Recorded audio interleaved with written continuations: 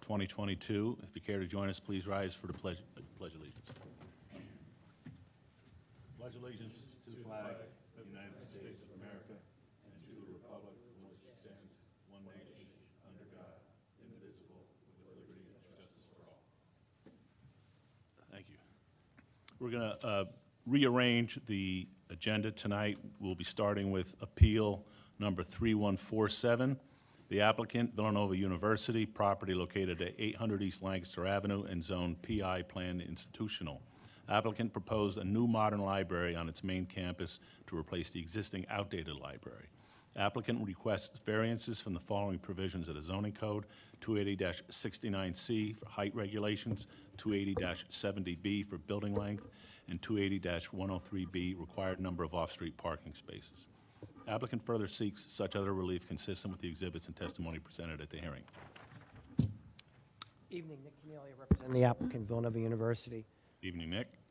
I am going to hand up some additional exhibits. So these are additional exhibits that I'm handing up. They've been pre-marked from A14 to A23. Okay, thank you. Riches.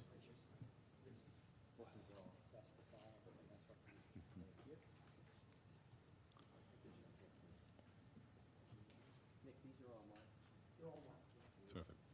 Good. That makes life easy. Thank you.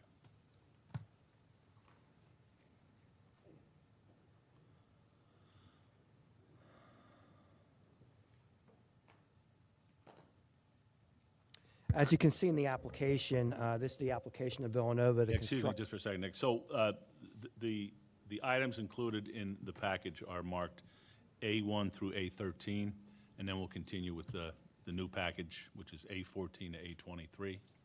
That's correct. That's correct. Okay, so we got them. Thank you. Just by way of brief opening, this application of Villanova to construct a new library on its main campus. Those who are familiar with the main campus, it is located in the current location of Kennedy Hall, which is backed by the train tracks and right in front of the parking structure that backs up to the train tracks. It complies with all setback requirements, and you'll see exhibits that show how far it is from residential neighbors, the closest residential neighbors, as well as pictures as to what you would see from various spots around campus. As I mentioned, the only relief being requested is the one on height, the one on building length, and on parking. You'll hear testimony regarding the changing landscape of higher institutional education and the use of libraries as to propel not only the storage of books now, but also for students themselves, and it's more of an interactive type facility throughout the country.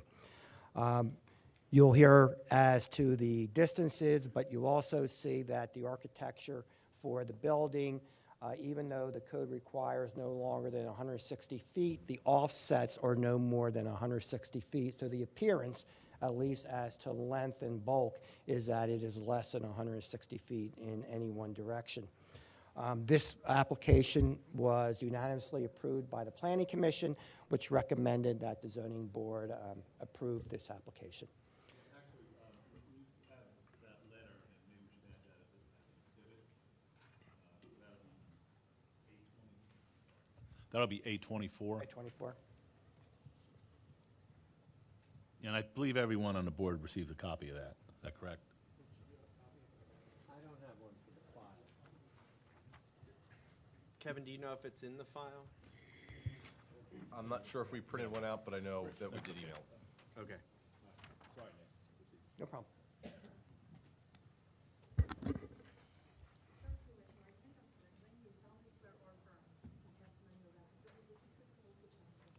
I do. Christopher Kowalski, Kovolski.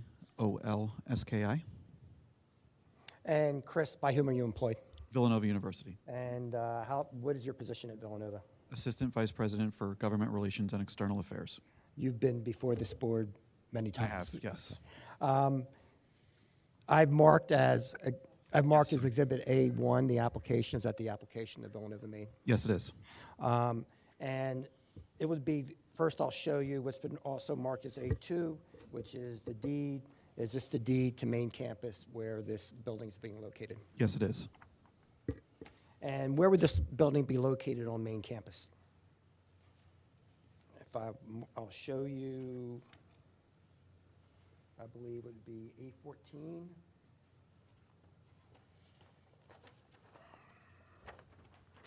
If you can point out to the board where the building's located. What you see here is a current map of the Villanova University campus. In this circle, with a line that says current library location, is the combined Old Falvey and New Falvey Library. In this circle right here with a line that says proposed library location, that's the current location of Kennedy Hall, which serves as the bookstore and has some administrative offices. This location would be the proposed location for the new library. I'm going to show you what's been marked as A15. You could just tell the board what A15 represents. A15 represents Kennedy Hall. This is how it looks currently, or at least in slightly warmer weather. It is the home of the university bookstore primarily. It also serves as a university mailroom and has some administrative offices, particularly for the Office of Financial Assistance. And the intent is to raise that building? Correct. And the new library would be located in that area? Correct. When was, you mentioned Old Falvey and New Falvey, when were they constructed? Old Falvey was constructed in 1949, and New Falvey was constructed in 1968. I'm going to show you some renderings that I've marked as A3 through A5. Explain to the board what those renderings are. A3 is a rendering from the south looking north. This is roughly related to, you could use this A15 as current view, and A3 would be what the future view would be if the proposed library is built as proposed. And if you just could quickly go through A4 and A5, what views they are. A4 is a view from the east, looking west. In front of you, in front of the viewer is Connolly Center Circle. The Connolly Center, our student center, would be to the left. And again, you'd be looking at what is now the side of Kennedy Hall. And then A5. A5 would be from the other side of the building. This would be from the west, looking east. On the right is Core Hall, and on the left you can see the current parking garage next to the St. Augustine Center. Now, are there any nonconformities currently on campus as far as building height and building length? Yes, there are numerous buildings on campus that do not conform to the 38-foot height limit. I'm showing you what's been marked as A16. A16 is a partial map of campus with buildings highlighted in two colors. Dark blue denotes existing buildings over 38 feet high, and the lighter blue denotes existing buildings under 38 feet high. And there is a table on the left that shows the heights of the buildings in dark blue. How about as to building length? Are there many buildings on campus that are non-conforming as to the building length requirement? Yes, there are. There are many. Several that come to mind that have been constructed more recently are the Davis Center in our athletics complex, Scarpa Hall, the new law school building, Driscoll Hall, the College of Nursing, St. Augustine Center for the Liberal Arts, the Connolly Center, and the Finneran Pavilion. Finneran Pavilion. Thanks, Chris. That's all I have for Chris at this time. You'll hear other testimony regarding the buildings themselves from the architect. I had one question. Were all these other buildings, did they request variances? Some of them, some of them are existing nonconformities because The height changed about 1988 or 89 in the zoning code. And as to the building length, there was a number of variances granted as to building length. And again, that requirements probably didn't come in until the mid-60s, so there are already existing buildings that existed before that time as well. Really, the purpose, obviously, to show this is that it's consistent with the rest of the neighborhood as to both height and building length.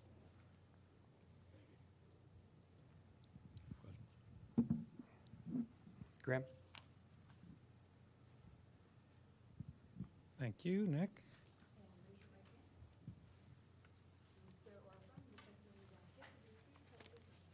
I do. Graham Wyatt, last name W-Y-A-T-T. T-T, double T. G-R-A-H-A-M. Thank you. Graham, what is your profession? I'm an architect. I have handed up A17, which is your CV, and most of you have a short form in the file. I have the long form of the CV, which is 23 pages. So instead of burning and killing trees, I decided just to hand up the one. Isn't But- that running up the score? He's shameless. But I will hit a couple topics. Graham, can you tell the board your educational background? I studied undergraduate at Princeton University and then London School of Economics, and I got a master's in architecture at Columbia.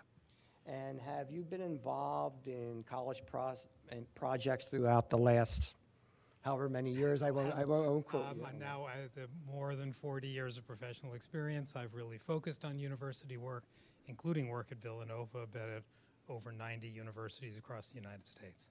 And looking at some pretty prestigious universities, including Villanova. of course. Including Villanova. What have you done recently at Villanova from an architectural standpoint? The Commons on Lancaster Avenue, and we've also were the architects for the Performing Arts Center facing Ithan at Lancaster. And you've been engaged by Villanova from an architectural standpoint on this project? Yes, correct. And you're a registered architect?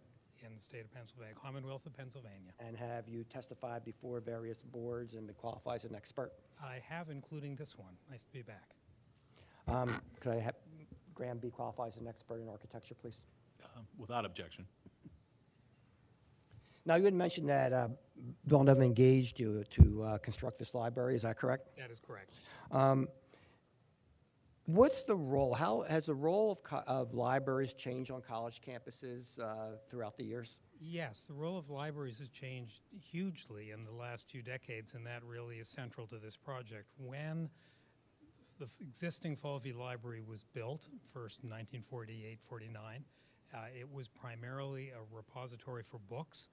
The center of the library is a big, high-density collection of book stacks, self-supporting with very low floor-to-floor height, doesn't meet current accessibility standards, doesn't meet current fire suppression standards, has had to be upgraded to meet those, and really the role of the library was to store books. And only a secondary role was that students would come and work there, and they would work in a environment. Libraries have changed hugely in recent years. Part of that has to do with the way in which universities teach, and part of it has to do with technology. The teaching environment means that universities are now very interested in having libraries that bring students together to work in teams collaboratively, and the existing Falvey Library does not have that. And the technological part of it is that the libraries need to be designed to support all that technology, information technology, that students and professors now take for granted. So in a nutshell, that's a fundamental change in the role of a library on campus. Now, looking at Falvey now, is that adequate to support the new services, the modern services that you just described? We did not believe initially, and nor did Villanova University, that the existing Falvey could be transformed in a way that would really meet top-class national academic library standards. But both we and Villanova felt that that needed to be tested, and so we looked at the existing Falvey Library, we studied it, we developed designs to try to transform that library, and it was determined that for a variety of reasons it simply did not achieve the necessary standard. So a modern library, what services does it really support, the type of services for college students? Books have not gone away. Books are still there, and they will be stored in a safe, secure setting in this particular design at the lower level of the library. A certain number of books are throughout the library where they're made much more accessible to students than they would have been in the past. But first and foremost, this library is seen as a place where students come together and they learn collaboratively, they work on projects, and they have the kind of technological and research support that they need in the library setting. And as to Villanova in particular, do they have a distinctive collection of other items that would be stored at this library? There are a variety of distinctive collections of both local and national import, and only one that I'll mention is a collection of the Martin Luther King papers, which is really significant nationally. And these papers need to be stored in such a way that they're secure and they're preserved, so they're kept away from environmental decay, but they also need to be preserved in a way that they're accessible to scholars, not just within the university, but visiting from around the world. Now, how does all this relate to Villanova's request for both a height variance and the dimensional length variance? Well, the size of the building is considerable because it is a focal point for the entire university, and it includes both these special collections and the general collection of the library. And it has a very special site, as you had pointed out previously, right at the heart, embedded at the heart of the campus. And so there are certain physical constraints that are imposed by that site, and there are certain constraints that are proposed by the function. One of those constraints is that the floor-to-floor height needs to be high enough to really accommodate people in a comfortable way and to accommodate the high-quality environmental protection systems, air conditioning, fire suppression, and also data distribution that a building like this needs, whereas the 1949 building did not so much. Is there anything significant regarding the landscape in that area? And I'm going to show you a couple exhibits that have been marked, first A8 and A11. You can explain to the board what they did. I will. So first we have here an elevation of the south side of the proposed new Falvey Library. And the point that I want to make here before I talk about architecture or building height is that, like much of the Villanova campus, there's a big change in grade.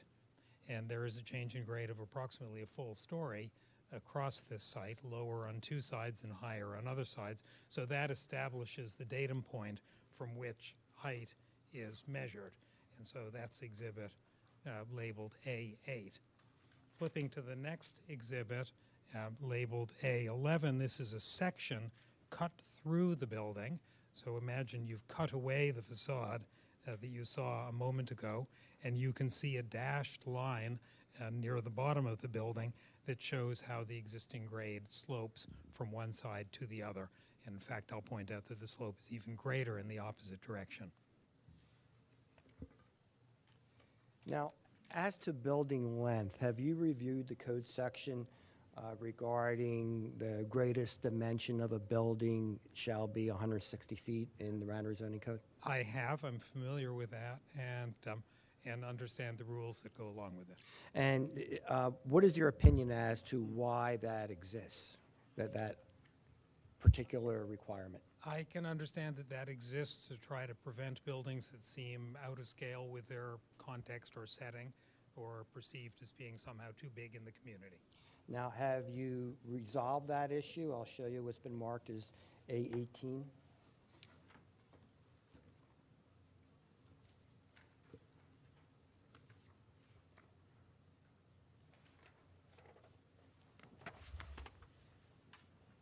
if you have, Thank can you. explain to the board, and perhaps you can even use some of the earlier exhibits to show as well. Yes, I can do that. So make sure it's visible on your screen.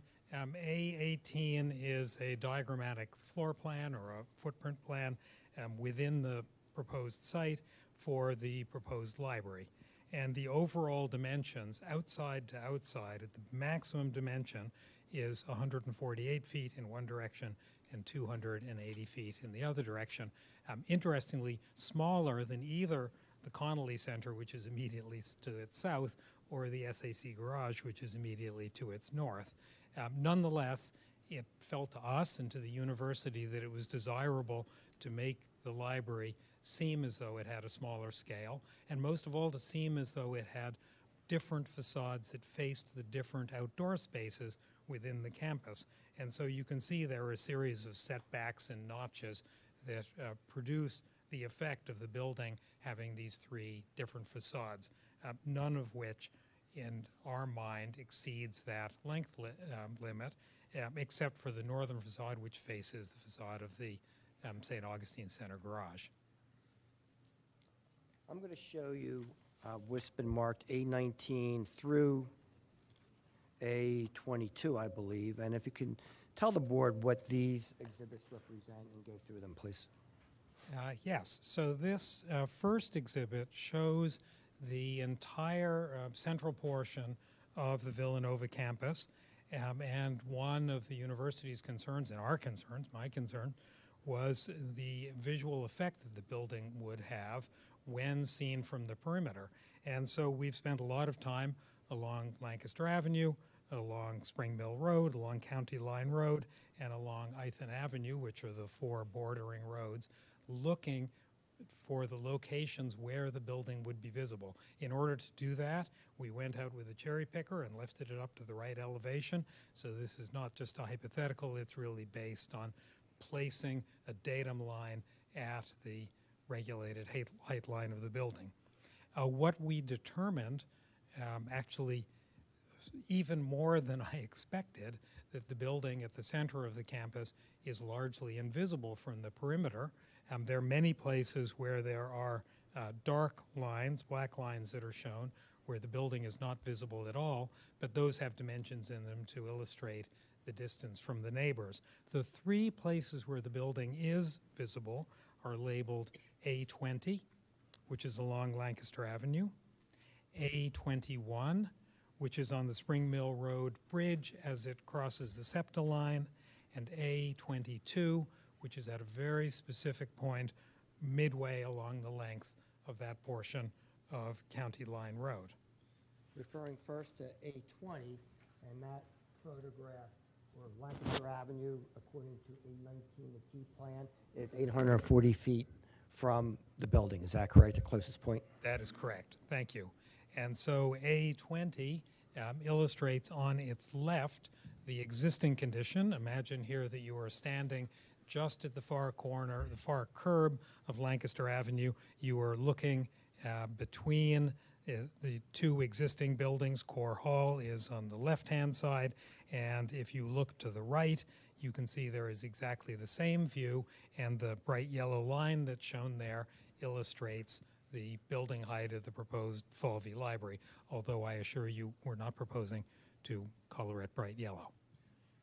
And that view on the proposed view on A20, that is just from that particular area of Lancaster Avenue. Could you see it from any other area of Lancaster Avenue? No, that's the only point in Lancaster Avenue where the building's visible at all, and there are two reasons for that. One is that the university has a series of existing buildings, some of its most historic buildings. The other reason is that the university is at the top of a bit of a rise, and so the library building's largely invisible. Now referring to A21, which is marked view from SEPTA Bridge. And this is the SEPTA Bridge, which is elevated as it goes across Spring Mill Road. Yes. And that location is 970 feet from the building. Is that right? Yes, that is correct. Okay, so go ahead on A21. So along Spring Mill Road, the only place where the building would be visible, briefly, is as one is proceeding from south to north across the SEPTA line. First, there is a fairly high wall that protects pedestrians from the catenary. That makes the campus invisible. But once one passes that wall, there is a stairwell, and from the stairwell, you can see in the view on the right-hand side, which is proposed, the yellow line that illustrates that portion of the library that would be visible. As one proceeds further, the two buildings in the foreground visually come together, and the library is no longer visible. and showing A22, which is view from County Line Road, which is a view that is 970 feet away as to the key plan. Yes, correct. So along County Line Road, there is also a change in grade that masks the proposed building from many locations, and there are existing buildings, including the recently constructed law school, which was referenced previously. But there is one location labeled A22 where there is an opening. One looks over the top of the existing SAC garage, and again, on the right-hand side, there is a yellow line that illustrates what the variance height would be.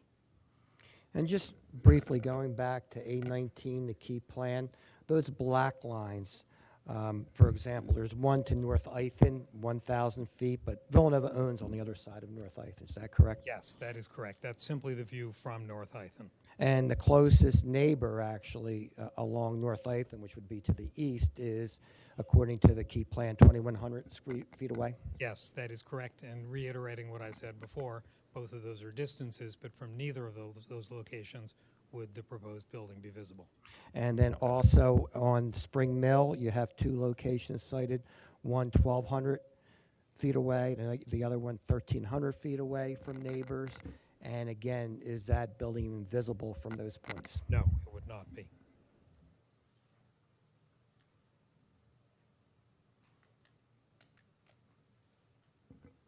Is there any issue regarding sustainability as to the reason for the height of the building? Reason as a result of sustainability as to the height of the building? Well, there is an environmental benefit to using less land and having less impermeable surface area. There'd be less water runoff from the roof, having a smaller building. And of course, if we were to make the building lower, then the building would become larger. It would cover more of its site. That's all I have for Graham. Thank you. Any questions? Yes. questions? Are there questions, please? I have a question, just a quick one. So the yellow line in A20, A21, and A22, is that showing us the height of the, and I don't know what exhibit number showed the elevation, but is that the top height of the building, the 55 feet where that, the lack of spires are, or is that the middle of the building? That's the cornice line. It's the top of the main body of the building. The zoning regulation is the height above the top occupied floor. Okay. Are those, I don't know what to call them architecturally, so you'll forgive me. We can call them spires. Spires, thank you. Are those visible from these various perspectives? Some of those would also be visible. They would be visible from these locations, yes. Okay. And I should say a little bit about them. They are specifically there. Well, one might say architecturally they pick up on the character of the campus, but the specific reason for them is a library like this needs a certain amount of mechanical equipment. We don't want that to be visible, and we also don't want people to be hearing it. So it's enclosed there, and it has an acoustic enclosure around it. Thank you. Yeah, I had some questions, and this is just to determine, what we're looking at here. And I think Exhibit A8 is the best place to start with this. In the application, it was stated that the proposed building is going to be, the height is 60 feet. Looking at A8, how do we come up with 60 feet? You come up with 60 feet because the definition of the datum line has to do with the average grade. Okay. And so actually for much of the building, we're measuring from a height of datum which is underground. Right, And you take the average. So you take the average, and if I remember correctly, it means that we're starting at approximately 452 feet, which if you look at that exhibit, you'll see is underground. And the 60-foot height is measured up to the roof height, which is 512. That's where the 60 feet comes from. Okay, so the total, I'm just adding these numbers up, it comes out to 115 feet. And I'm just trying to figure out what the significance of that is. If you just add, 15 feet plus 15 plus 17 plus 15 plus 15, 14 and 24. on the left-hand side, that Right. scale? What is that? So the first 15 is entirely below ground. That's truly a cellar, even lower than a basement. It's underground, and that's where the books are stored for the most part. The second 15 is largely underground, although on one side it does have some windows because, as I said, the ground slopes away. The next, which is 17 feet, Yeah. is really the primary ground floor, the main entrance level Okay. for this library. Although, according to the height definition, it's above the ground level that we're obligated to measure from. Does that help? Yes, it does.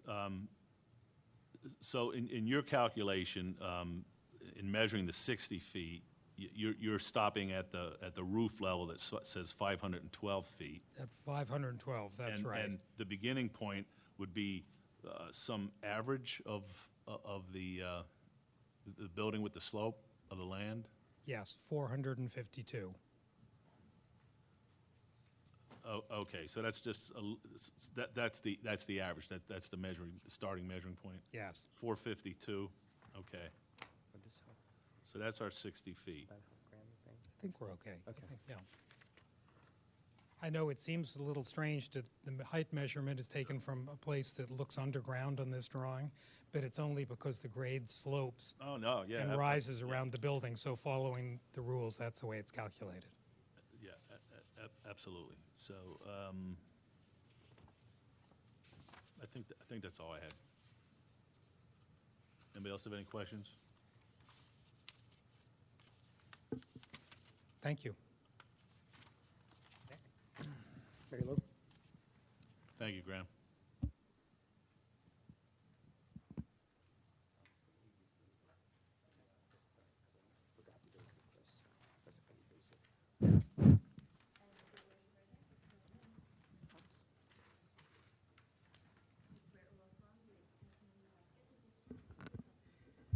I do. Mary Lou Smith, Marilou Smith, Smith. Thank you. Mary Lou, by whom are you employed?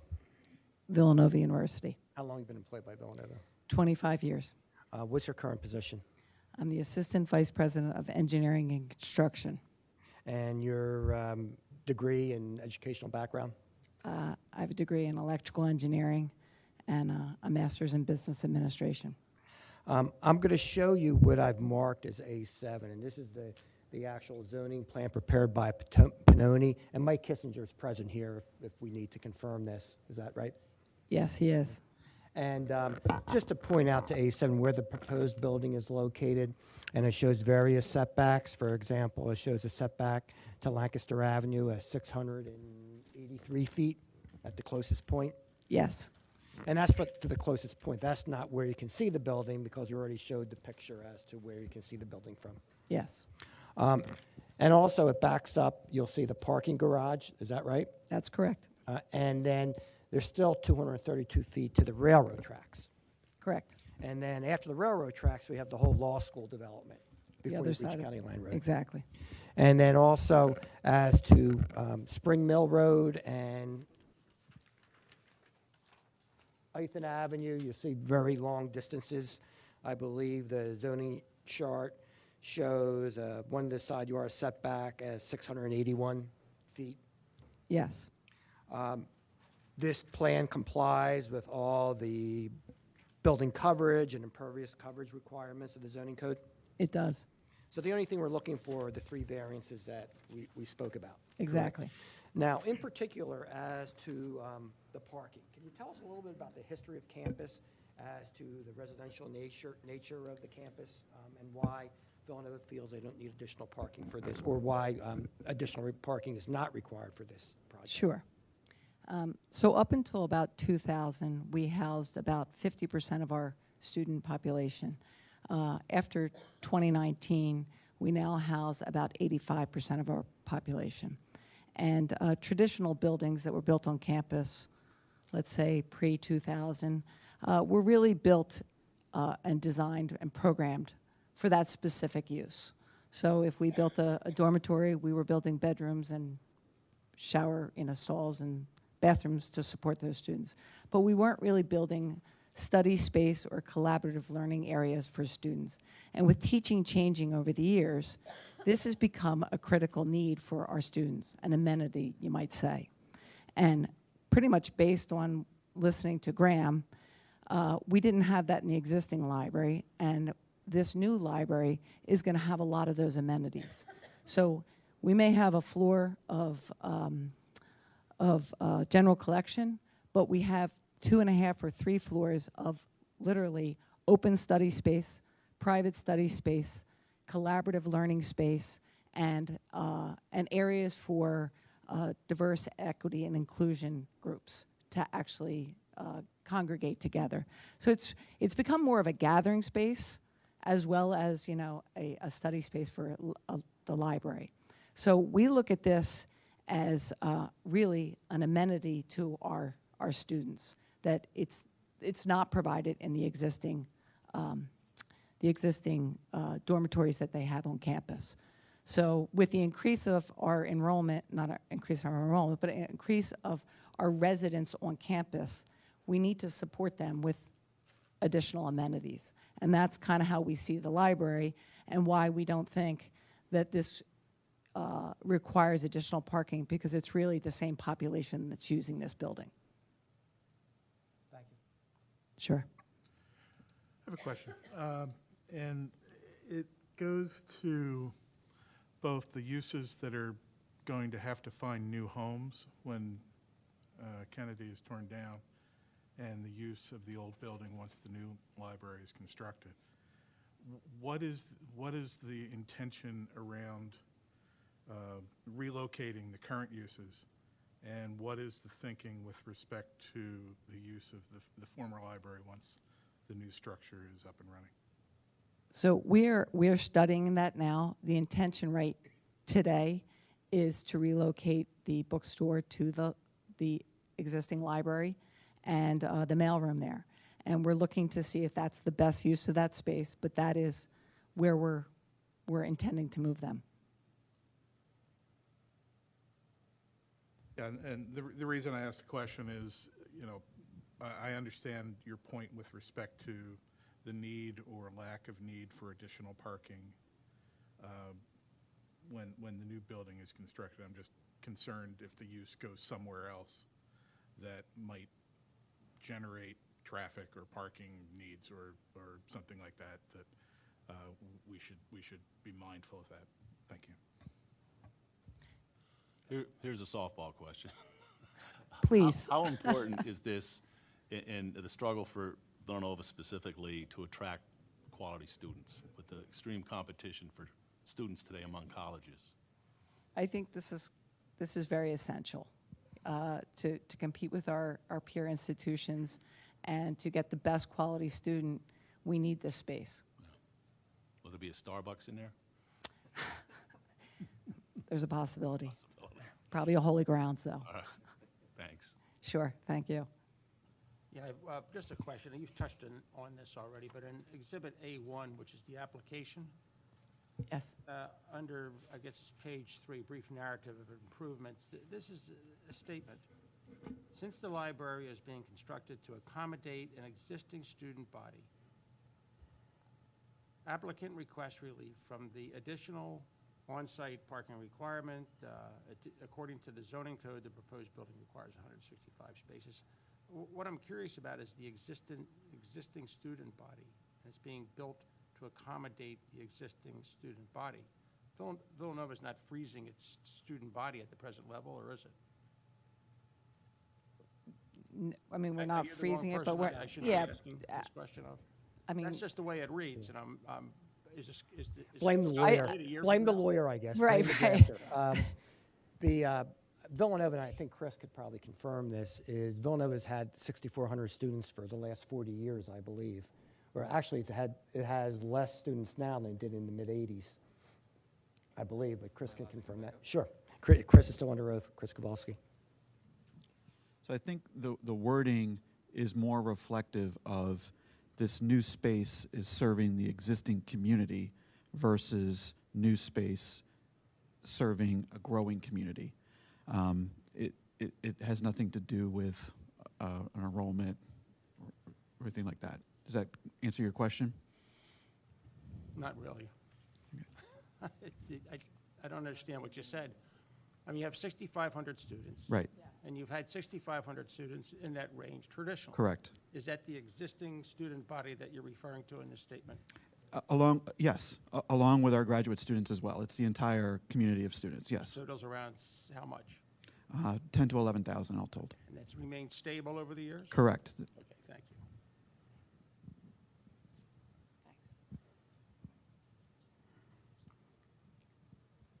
That's all I have. Just would request the exhibits be made part of the record. Any other questions by board members of this witness or any other witnesses? Is there any public discussion? Okay. Seeing none, I'd like to ask for a proposal from the board, which we can discuss. Anyone wishing to do that?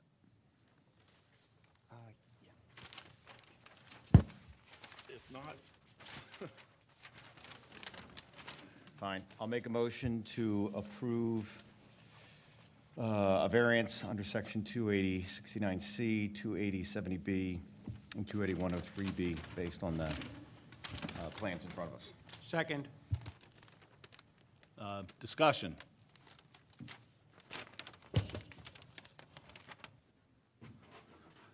I think this is an interesting project. I'm a graduate of Villanova University. I never stepped foot in Falvey Library. As an undergrad, I only stepped foot in the library during the second year of law school at Villanova to study for an exam. But I'm very much in favor of this project. It's a significantly larger building, obviously, but its location on the campus is such that I don't think it causes issues with respect to surrounding neighbors, and and that's pretty much where I am on it. Any further comment? Then we'll have a vote, starting with John Lord. Aye. Rich? Aye. John? Aye. Brad? Aye. And I vote aye, unanimous. Congratulations on your application and your project. Good luck. Thank you. See you.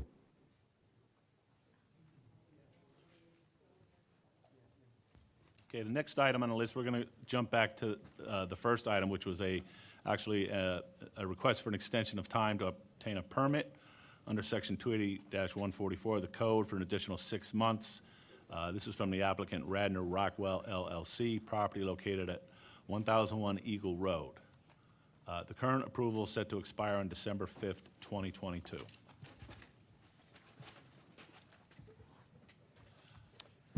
Good evening. I'm George Brosman, representing the applicant.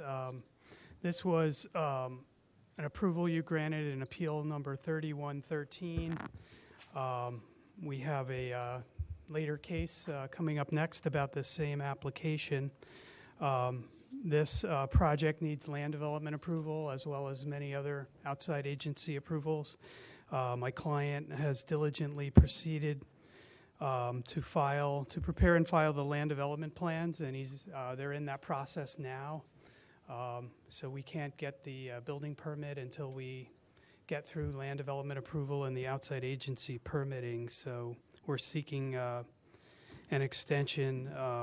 The board has traditionally only been willing to entertain 6-month extensions, so we filed for another 6-month extension until June 5, 2023. And what's the delay, the rationale for the delay? There really hasn't been a delay. The ordinance says that you have to get a building permit within Sure. 6 months. So the client prepared the land development plans right away, and they're in that process with the township. Okay, so they're currently under review at the township. Yes. In fact, one of the review comments is bringing us here on the next case about the parking. Okay. Any questions from the board? Yeah, George, was this in Saldo when you came for the variance, or did you want to see how it went here before getting further into the Saldo process? Right. At that time, we had requested the special exception for the use, and we had told you at that time if we got that approved, then we would be filing the land development plans, the subdivision and land development plan. So, no, we hadn't filed it then. We were waiting to make sure it would receive use approval.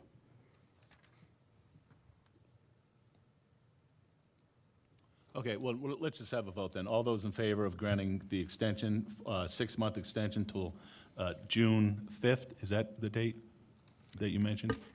June 5, 2023 was what I calculated. June 5, 2023. All those in favor of the extension? Aye? Aye. Opposed? None. Passes 5-0. Extension's granted. Hopefully you won't need any more. We may, because, but Hope for the best, you know? yes, thank you. Okay, so your next application, actually, is the one I read already, so we're good there. This is application number 3148.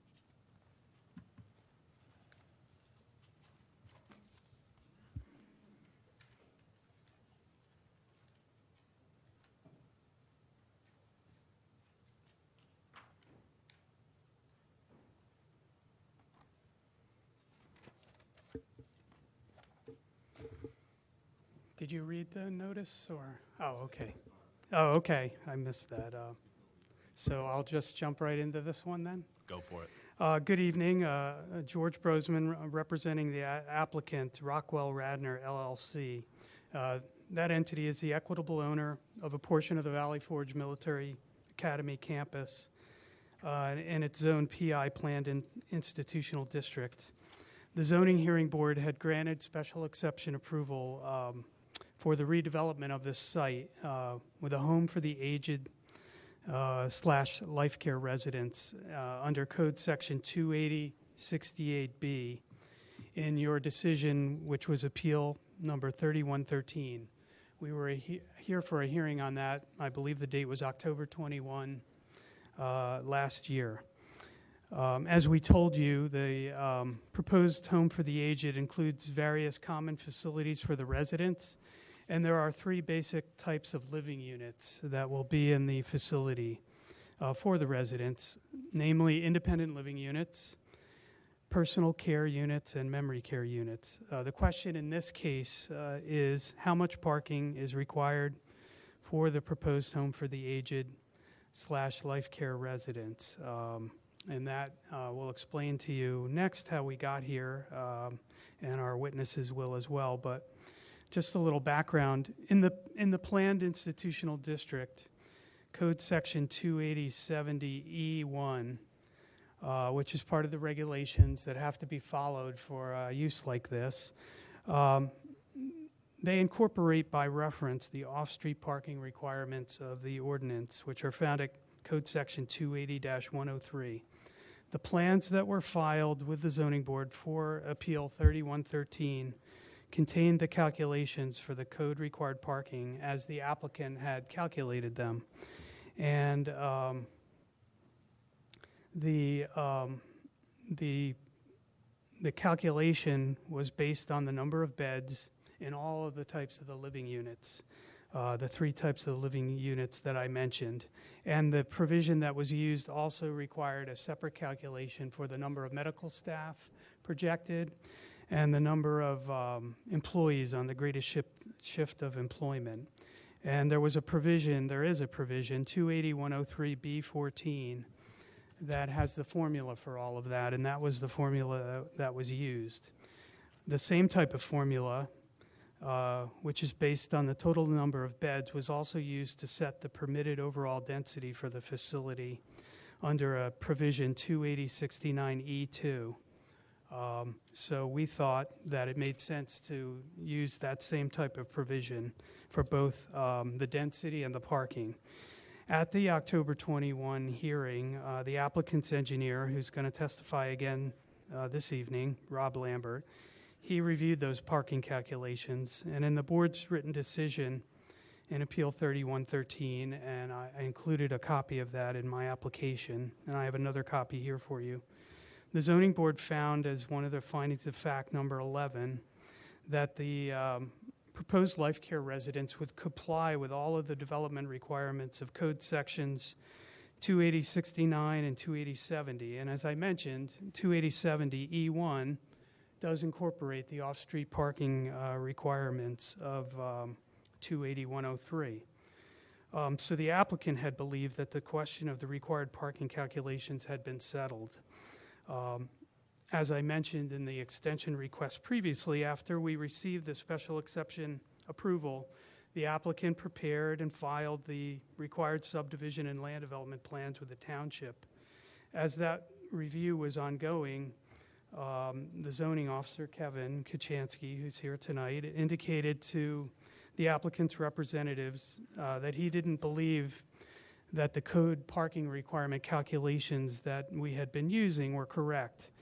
And we have some information in that regard that we'll go over in the testimony, but Mr. Kachansky confirmed with us that he believes the zoning ordinance should be interpreted to require that the independent living units that are part of this facility should have 2 parking spaces per unit, utilizing the parking provisions used for every other type of dwelling in Radnor Township, specifically 280-103B1. That provision would apply to single-family homes, apartment units. We didn't think it should apply to the independent living units in the facility, but Mr. Kachansky does not agree. He did agree with us that the beds in the memory care and the personal care unit should utilize section 280-103B14, and he agreed that the various accessory facilities did not need to be counted separately, and I believe he agreed with our calculations for the medical staff and the employees for the entire facility. The plans show that there are 217 parking spaces, and the testimony that we'll bring forward will show that we believe that those number of spaces are more than adequate to cover the needs of the facility. But under Mr. Kachansky's methodology, we would require relief from the board, so that's what brings us here tonight. I have some exhibit packages to hand out.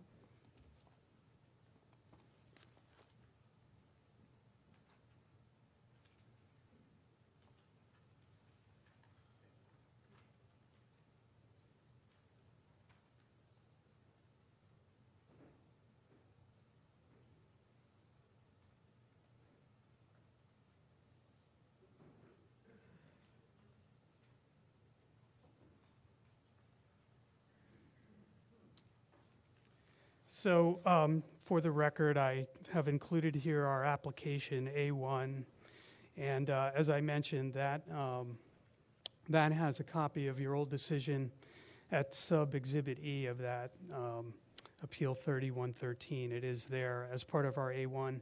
I would also note for the record that it includes redacted versions of the agreement of sale, and I proffer to you that my client still has the property under agreement and still has standing to proceed. With that introduction, I would call my first witnesses unless you have questions for me. I have a quick one. What's the number that the township is advising that you, for parking spaces? How many? I believe the number is 420. And we have the emails from Kevin, or Kevin confirming our calculation after we had a virtual meeting with him, and Mr. Lambert will talk about that. Essentially, the only difference is how do you calculate it for the independent living units. And Rob? One quick question, George. What is the number of spaces you have on the plan? 217, which significantly exceeds the requirement as we had calculated it, but it's obviously less than Mr. Kachansky is now calculating it. Rob be sworn?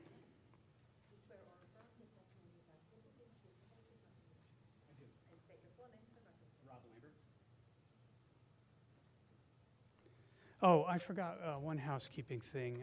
If it would be okay with the board, I was going to suggest that we incorporate the record from Appeal 3113 so we didn't have to go back over existing conditions and all of that kind of thing. So that could be done. Thank you.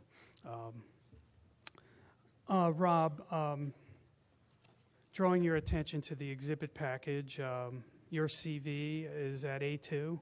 Yes, that is correct. And I know you're a licensed professional engineer in the Commonwealth of Pennsylvania, Yes, I am. and the board is very familiar with you. I would offer Mr. Lambert as an expert in civil engineering and land development. Without objection. Thank you. Rob, is your firm still the civil engineering firm for this project? Yes, we are. And has your firm prepared the various plans for this project? Yes, we've prepared the civil site plans, and we've worked with Stewart Associates doing the landscape and lighting. And did you attend and testify at the hearing on Appeal Number 3113 on October 21, 2021? Yes. And since that time, has your firm prepared the required subdivision and land development plans for the project? Yes, that's, we've worked on the initial submissions and various revisions, innumerable meetings with the township staff, the various committees. We're hoping to go back through and finish that process shortly, but it does take some time. And so they were obviously filed with the township. Yes. At Exhibit A1F, which was attached to our application, is that some of the pages of the full land development set? Yes, it is. And just for convenience, we pulled out of that set at Exhibit A3, Sheet 4 of the pending land development plans, which is the proposed site plan. And we have a bigger one here. And do we also, in the exhibit package, we created what we call an illustrative site plan, which added some color to it and some of the trees and things like that, and that's at A4? Yes, that is correct.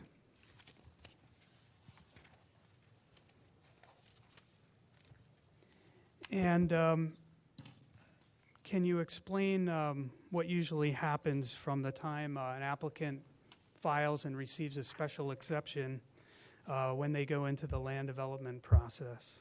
So when we had the special exception, the plans were not fully designed with grading and all the stormwater management, the landscape, the lighting, all those components were not fully designed during our special exception. So in between the special exception and filing our land development application, we went through and worked diligently on the plans, did permeability testing on the site for stormwater, did the stormwater designs, the erosion and sediment control designs, the landscape, met all the Shade Tree Commission requirements, and filed those plans. As we've gone through, we've met with the Shade Tree actually on the property, we met with the Planning Commission on the property.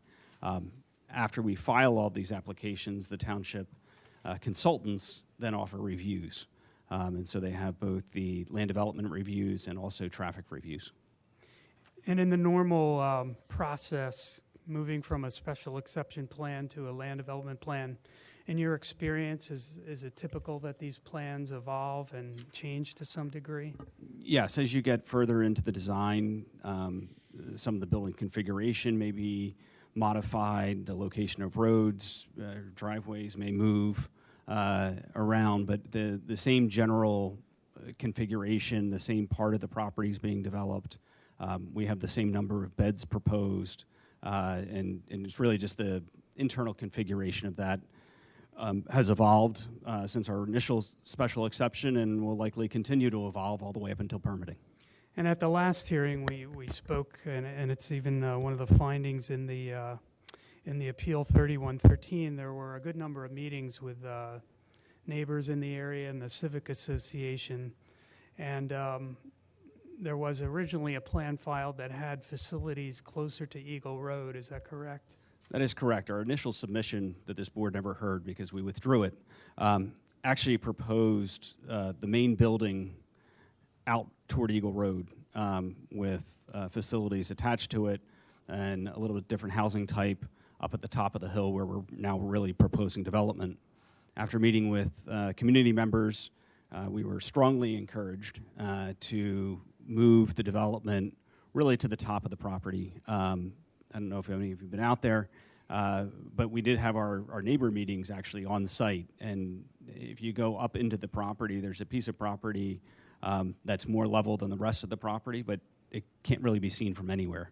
And that's really where we focus the development and have kept the majority of the development, except for really the new driveway, away from Eagle Road. And obviously that has continued with the land development plans, correct? Yes.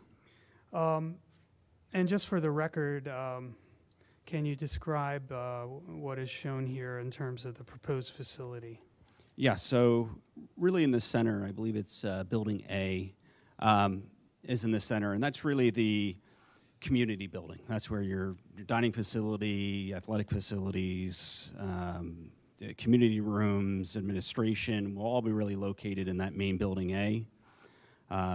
Buildings B through G, which are kind of these L-shaped buildings, and the buildings on the other side of this driveway are all the independent living units. And those independent living buildings all have parking at kind of a below grade level. The grades here allow you to enter at a below grade level. And so each one of these buildings will actually have parking within the building. There's a small inset on the bottom of the page that shows diagrammatically what the typical basement parking layout would look like. And so all those have the parking there.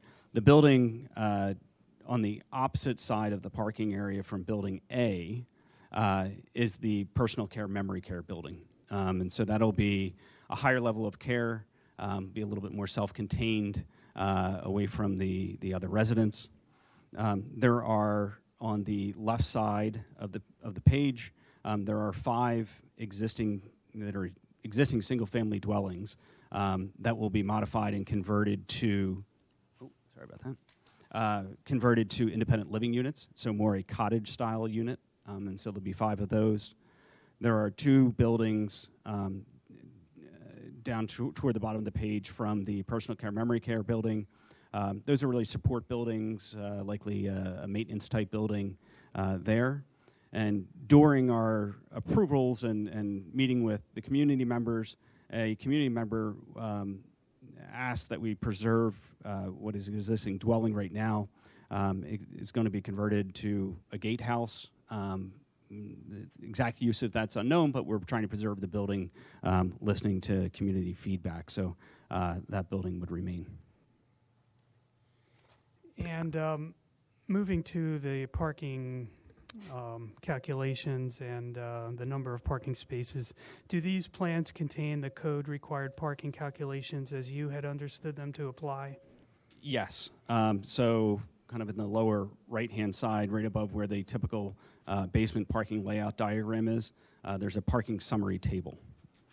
And that lists the 280-103B14 requirement for hospital, sanatorium, or nursing home. And it goes through the requirements based on beds, medical staff, and employees. And the total required parking using the formula was 131 spaces. And we may come back to that, but let's take a step back for a moment as to how you got to use 280-103B14. When you look at 280-103B, which is the various categories for off-street parking requirements in Radnor Township, that has a number of uses described. Is that correct? That is correct. And it has formulas for each type of use of how much parking should be provided? Yes. And is there a specific parking requirement listed in 280-103.B that uses the terms home for the aged or a life care residence? No, there's not. And can you describe, why you focused on 280-103B14?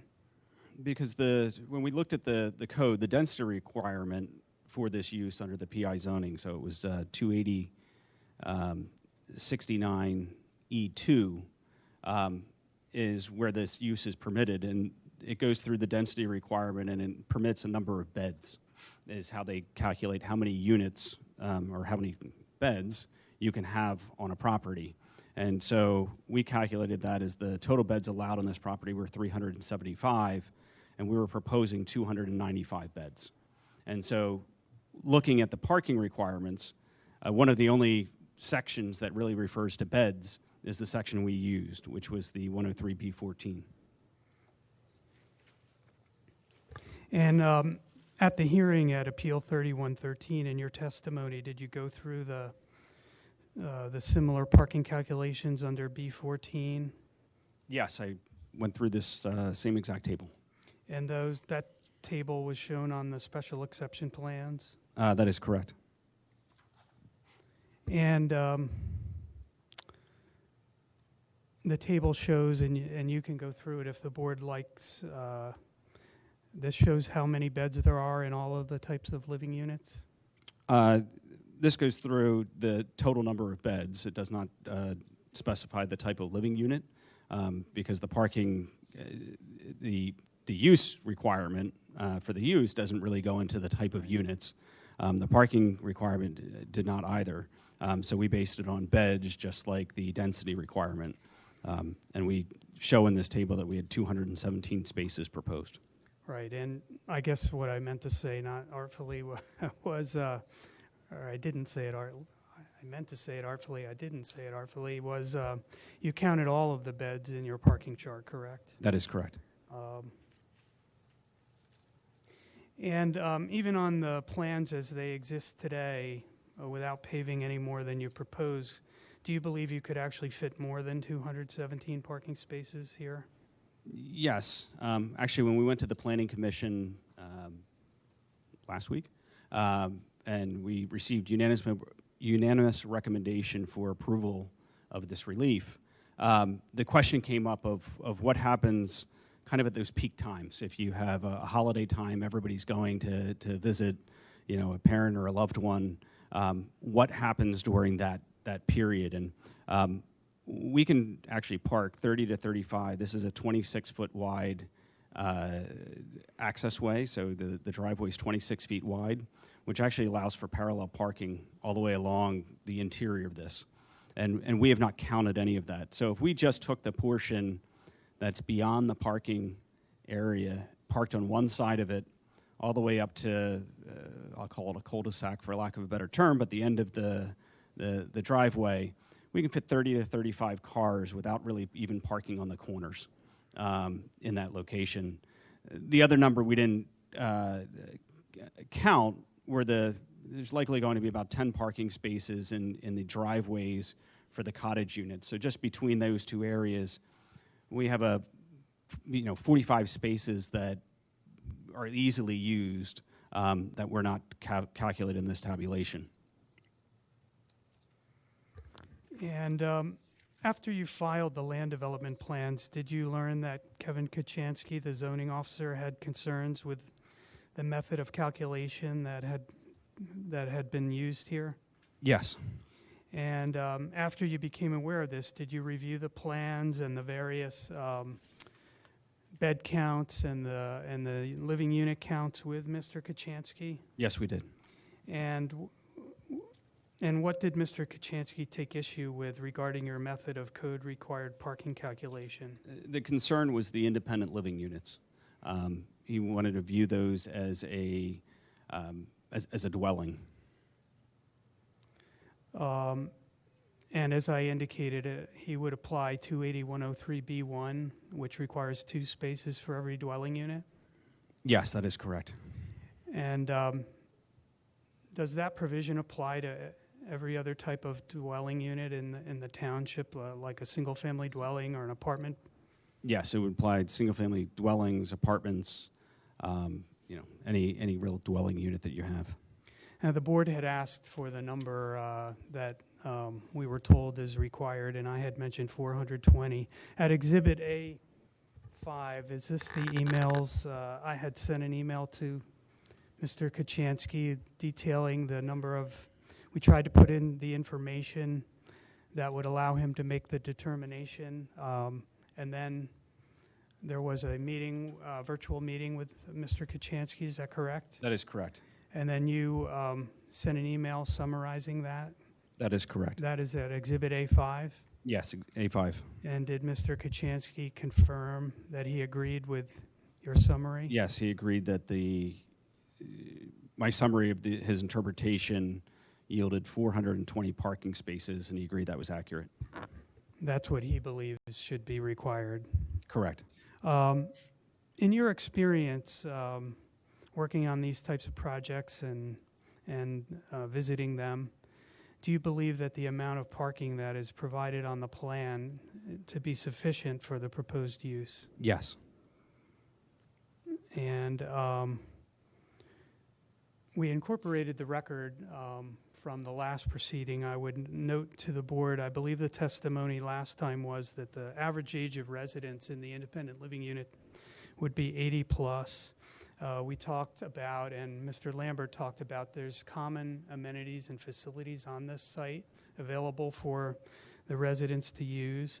And also in the record is that there would be shuttles, bus service provided, not only for employees but for the residents. So part of that evidence, we believe, goes to the question of the adequacy of the parking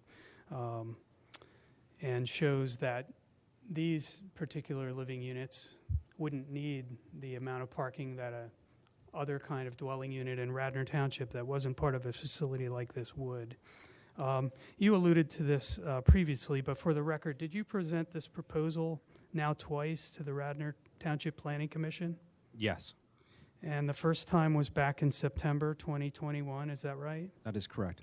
And that was when we were presenting the special exception application to them? Yes.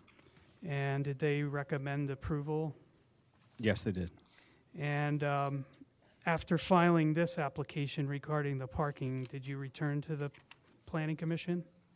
Yes, we've been to the Planning Commission before as part of the land development, but then as filing the special exception or the variance application, we returned to them last week for their recommendation. And they did recommend that this relief be granted as well? Yes, we had a unanimous recommendation. George, excuse me, we have received the letter, copy of the letter from the Planning Commission recommending this application. I think we should add it to the record, Exhibit A8. No, that would be fine. I didn't know they put a letter out already. Yep, we got it. Very prompt. Thank you. Rob, you alluded to this before, but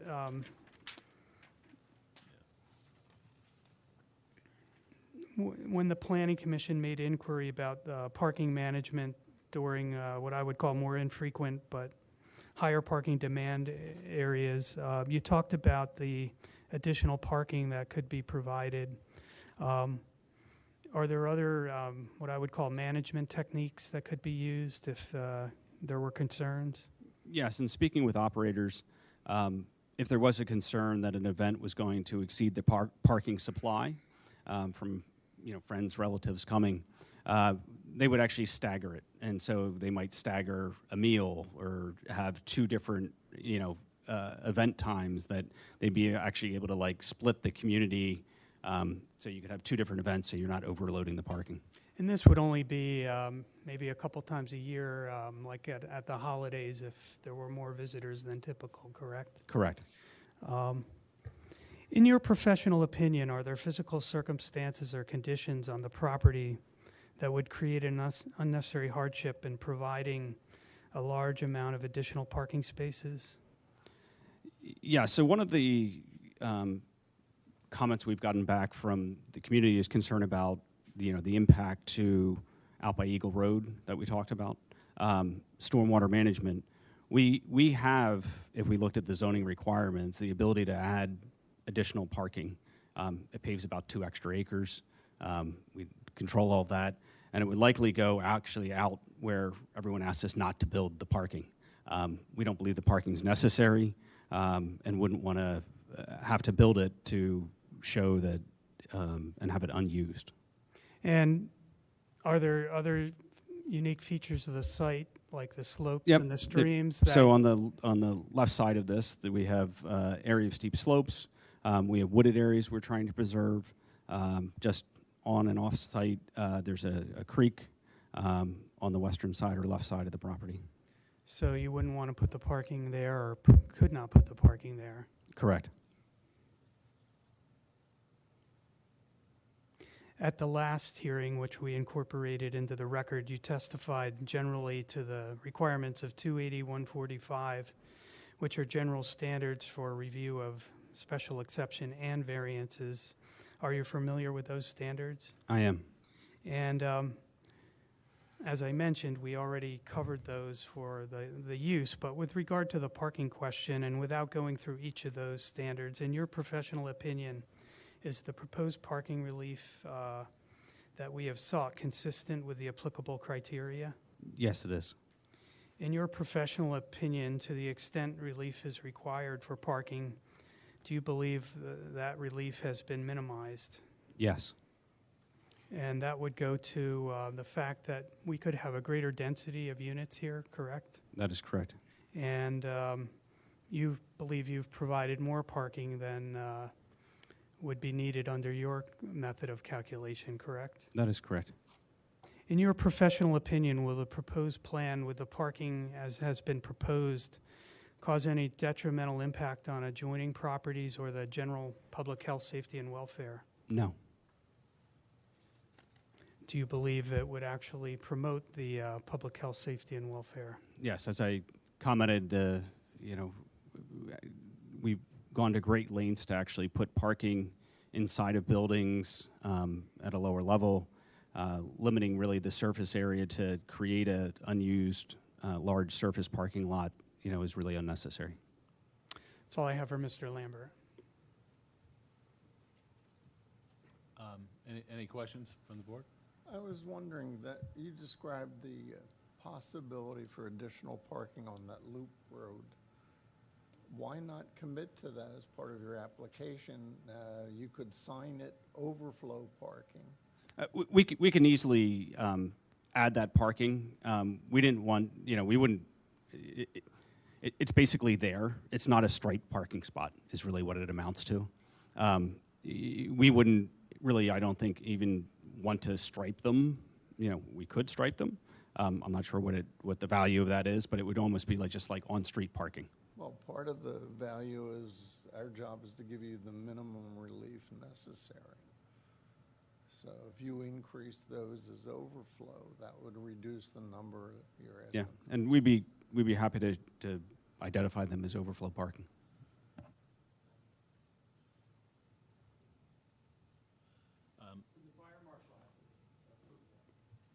I can discuss it with them. The width of the driveway, I believe, is adequate for all emergency services. It's 26 feet. Even with parking, we'd have an 18-foot aisle for two-way traffic. Right, that's exactly right. The number that I quoted was actually not parking anywhere around the corner to facilitate turning movements, and so that was okay. We do have a transportation engineer who is going to testify, Chris Williams. He testified last time. He may be able to address that topic as well.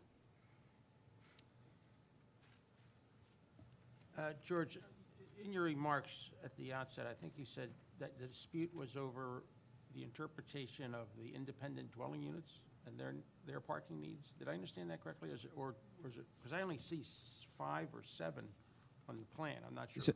So the independent living units, we have cottage style, and then the buildings all around the main building, I believe it's B through G, are independent living units.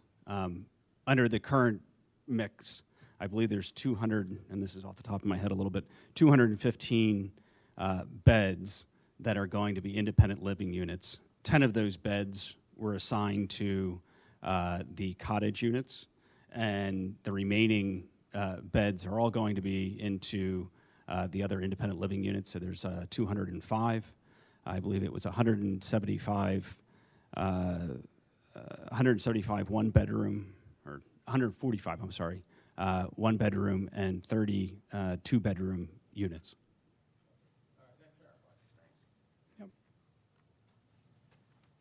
actually, I think that, so that split of 1-bedroom versus 2-bedroom, you used that to calculate your 217. Correct. We were using so this is where it gets tricky a little bit is the beds, right? Like it's So like the beds is the density, and so we're counting beds, but then and that's how we calculated under the code was it made sense to count beds. The number of 1-bedroom versus 2-bedroom is really a market study demand question of what the demand is for which type of unit. Talking to an operator of another site, they said actually a lot of their 2 bedrooms are actually only occupied by 1 person. People just wanted more space. I don't know if you're the right one or if we're going to hear testimony on it. Is there any indication, because I think part of the argument, right, is that these are folks that are older in age, don't necessarily drive, won't necessarily have vehicles. Is there any testimony with respect to that? Is that something that you'll address, George? I'm Not trying in this hearing. As I mentioned, the record that we incorporated in 3113, we had testimony about that, and as I mentioned, the key points from that were, the average age of the resident of just the independent living units is 80 plus, and they are committed to providing the shuttle for employees and for the residents. Mr. Williams will talk about that a little bit, just as proposed measures we would take, but that was in the record from before. I don't think I was here for that one. Oh, okay. Okay, thanks.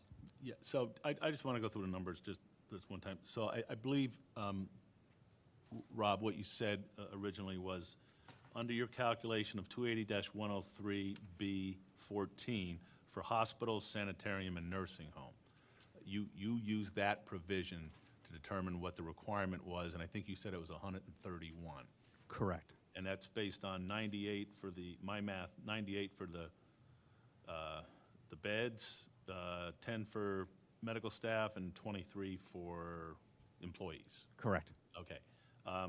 So that's on the assumption that Section 14 applies. And maybe we have to make that decision, or maybe we don't, but we'll get to that. And of course, the other provision would be 280-103B1, where it says if it's a dwelling, you need 2 spaces per dwelling unit. And I think you said there's 180 dwelling units? There were, yes, 175 in these buildings plus the 5 cottages. Okay, that's what I thought. That's very helpful. And just to put a fine point on that, as I mentioned, there's 3 types of living units. I'll call them dwelling units, you could call them. There's the independent living. Right. That's what the 180 is. Okay. But there's also the people who need more care, the personal care and the memory care. I believe there's 80 of those. And we even talked last time about how it's very important to have all 3 types of living units. When you would move into a facility, most people start out in the independent living unit, and they want a facility where they know they have that next level of care. So it all kind of works together, the 3 types of dwelling units. I noticed in the... Well, I guess I was focusing on the 180. Yes. I understand there's... That's the crux of this case. Yeah. Just to finish that point, I noticed in Appeal 3113, finding of fact 4 of the decision picked up on this. The intent of the proposed life care residence is to provide individuals and township residents the ability to age in place and have their needs met as they age. So they kind of all work together, but really the issue So we this have... is something between a dwelling unit and a hospital. Right. It's hard to tell what category it's in. And following down your rabbit hole of numbers, Yes. the interesting part is the 45 employees and 10 medical staff aren't just for the memory care, personal care building. A lot of those employees are actually supporting the independent living units, with common dining and other facilities, right? So like, you're almost double dipping a little bit, saying they have to be an independent living unit, but we want you to count their employee, right? And so like, we're double counting them to get to that 420. Well, also, the 180 dwelling units, there's going to be more, there could be more than 180 people, right? Yes. So there can be, I'm having a hard time understanding how you're going to have enough parking spots here. You got 295 beds total, you got 55 employees, and you have 217 parking spots. I can be convinced otherwise, but it seems a hard sell. So, To be honest with you. And look, I feel better about the extra parking you pointed out and the shuttle service and everything else. And I'm the last one to want to require you to add paved parking lots up there. I just have a big concern about you're not, I think you might be wrong. I think you're not going to have enough spots. That's my concern. So we had the 217, right? We talked about the extra spots, that's 30 to 35. We also have the 10 spots down here that we didn't count in that 217, right? So we've kind of left the cottages off to themselves a little bit, just because we don't want the tail to wag the dog.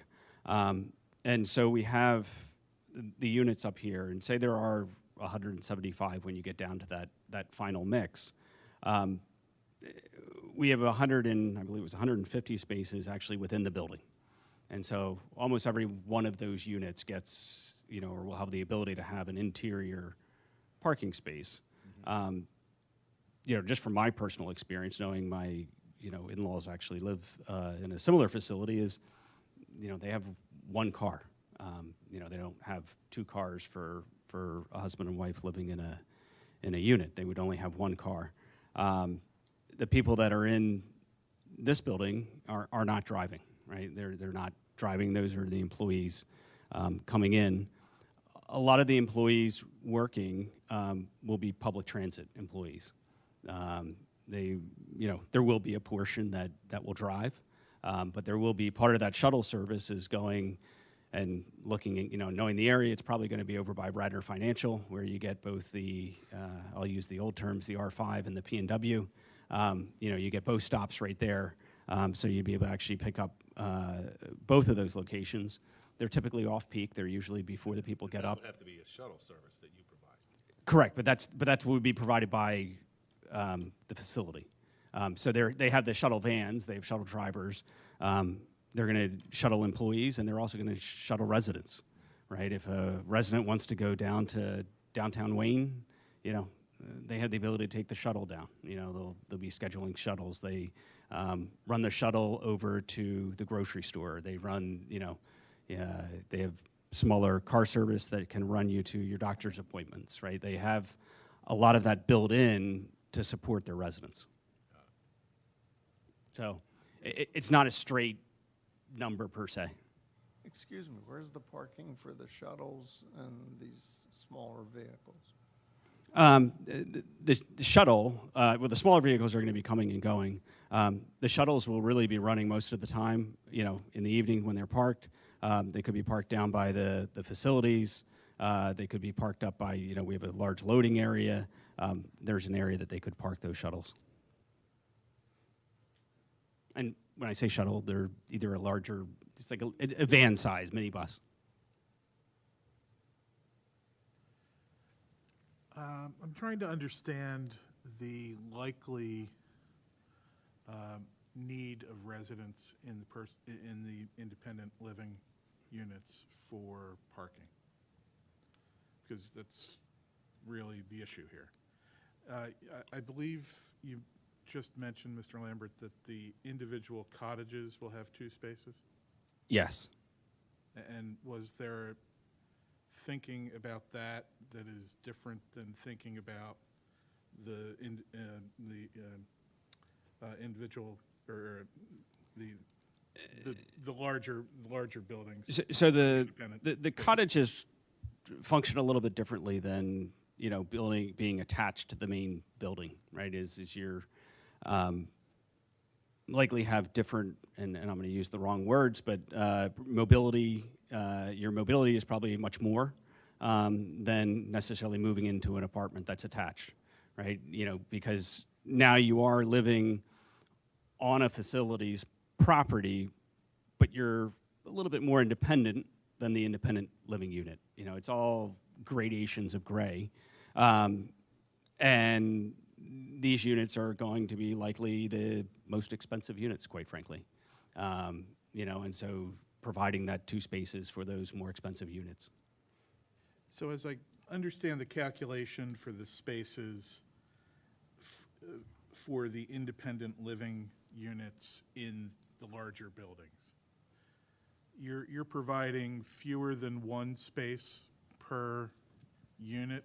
And again, as I understand it, a 1-bedroom or a 2-bedroom under the township's proposed calculation would still require 2 spaces, whether it's 1 bedroom or 2 bedrooms. It's a dwelling, so it's two per dwelling. But you've provided for fewer than 1 space per dwelling? Correct. Wanted to make sure I had the. Yeah. Per unit. Yeah. And are proposed residents restricted in any way in terms of the number of vehicles they're permitted to have on the facility? They would have to, so part of moving in, right, you're moving in, you have the privilege to rent a space, you know, your interior space. Talking to the operators, he said what happens a lot of time is you have somebody moving in and they say, yes, I'm keeping my car. After they live there for a while, they realize that they don't need it anymore, right? And so there's actually like this evolution as people live there that they no longer need the car. You know, the car sits there. And so they then don't need it, and whether they get rid of it, and that's where they start providing, they found that if they provide the car services and other things, that the resident doesn't need to drive. But there's no restriction on a couple moving into one of the larger buildings. There's no restriction on their having 2 vehicles. It would be, really, it's a management question of supply and demand, right? Is if they had... No, I'm sorry. It was a really straightforward question. There's no limitation on their right to have 2.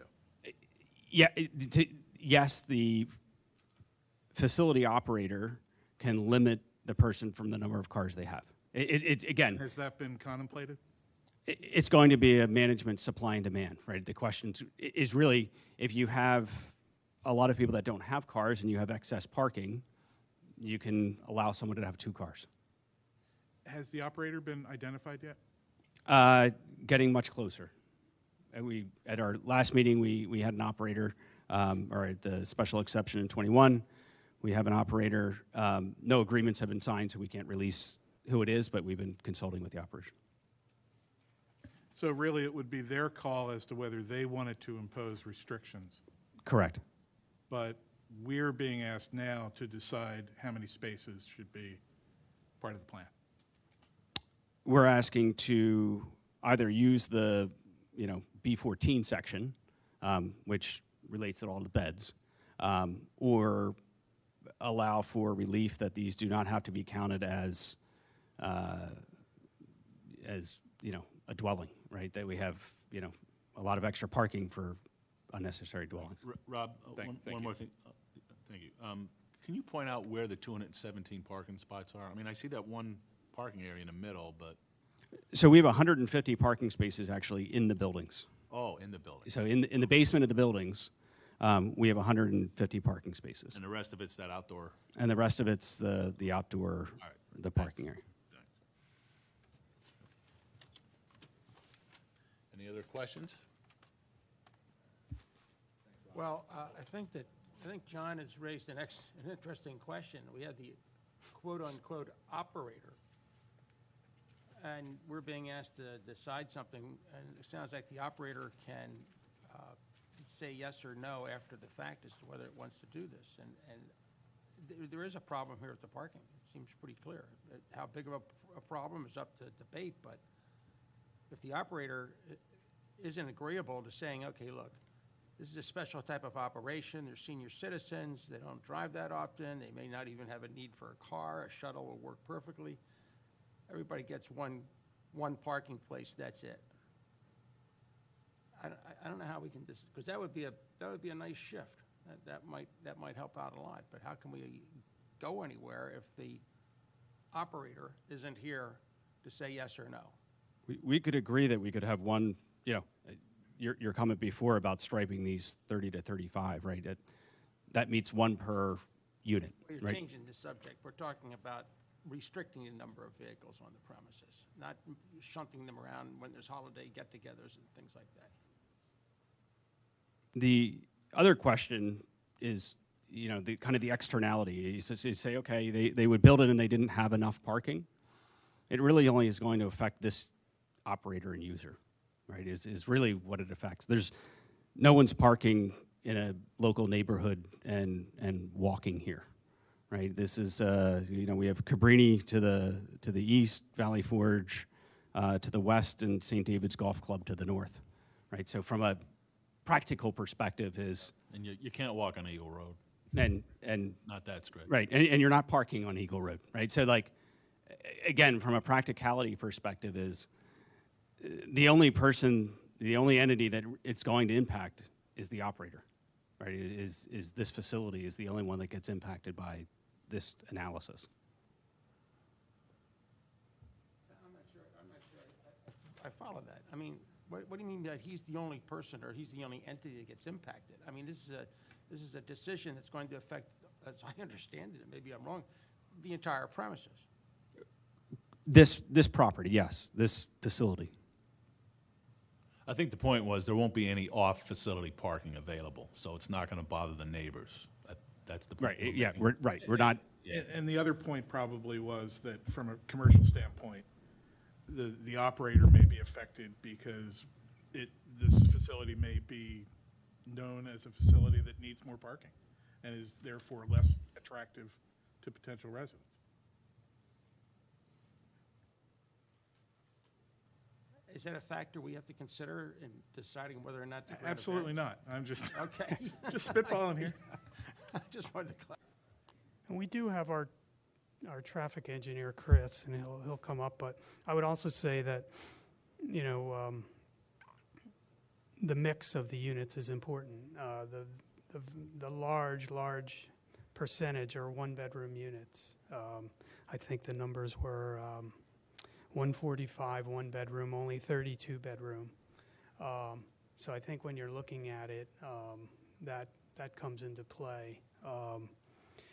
Just using Rob's numbers, if we had 150, if the board was concerned, there should be at least one space per unit. If we kept the 150 in the buildings, which is a nice feature to have it in the building, and we were able to add only 25 spots on the drive, and Rob thought we could get 30 or 35, right there proximate to the units would be 175 or more right there. And then you do have this lot there, and I believe Chris would tell you, and my understanding is, for a dwelling, the peak parking demand time is the overnight hours. That's when most people are home.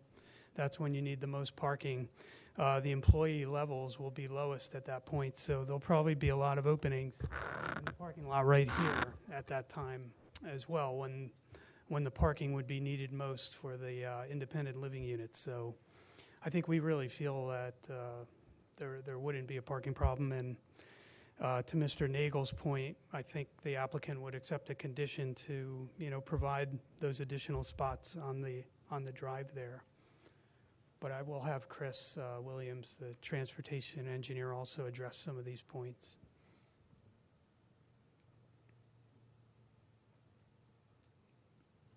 Okay, thank you. Thank you, Rob. Chris?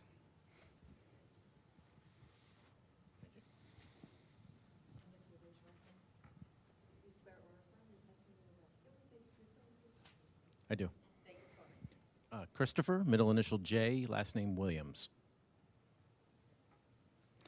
Chris, at Exhibit A6 in the package, is that a copy of your bio? Yes, it is. And are you a licensed professional engineer in the Commonwealth of Pennsylvania? Yes, I am. And is your specialty transportation engineering? Yes, it is. And did you testify in Appeal 3113 about this project? I did. I would offer Chris as an expert in transportation engineering. Thank you. You're obviously familiar with this application and the property Yes. and the proposed facility, Yes, and you heard the testimony at the prior hearing as well as tonight. I did.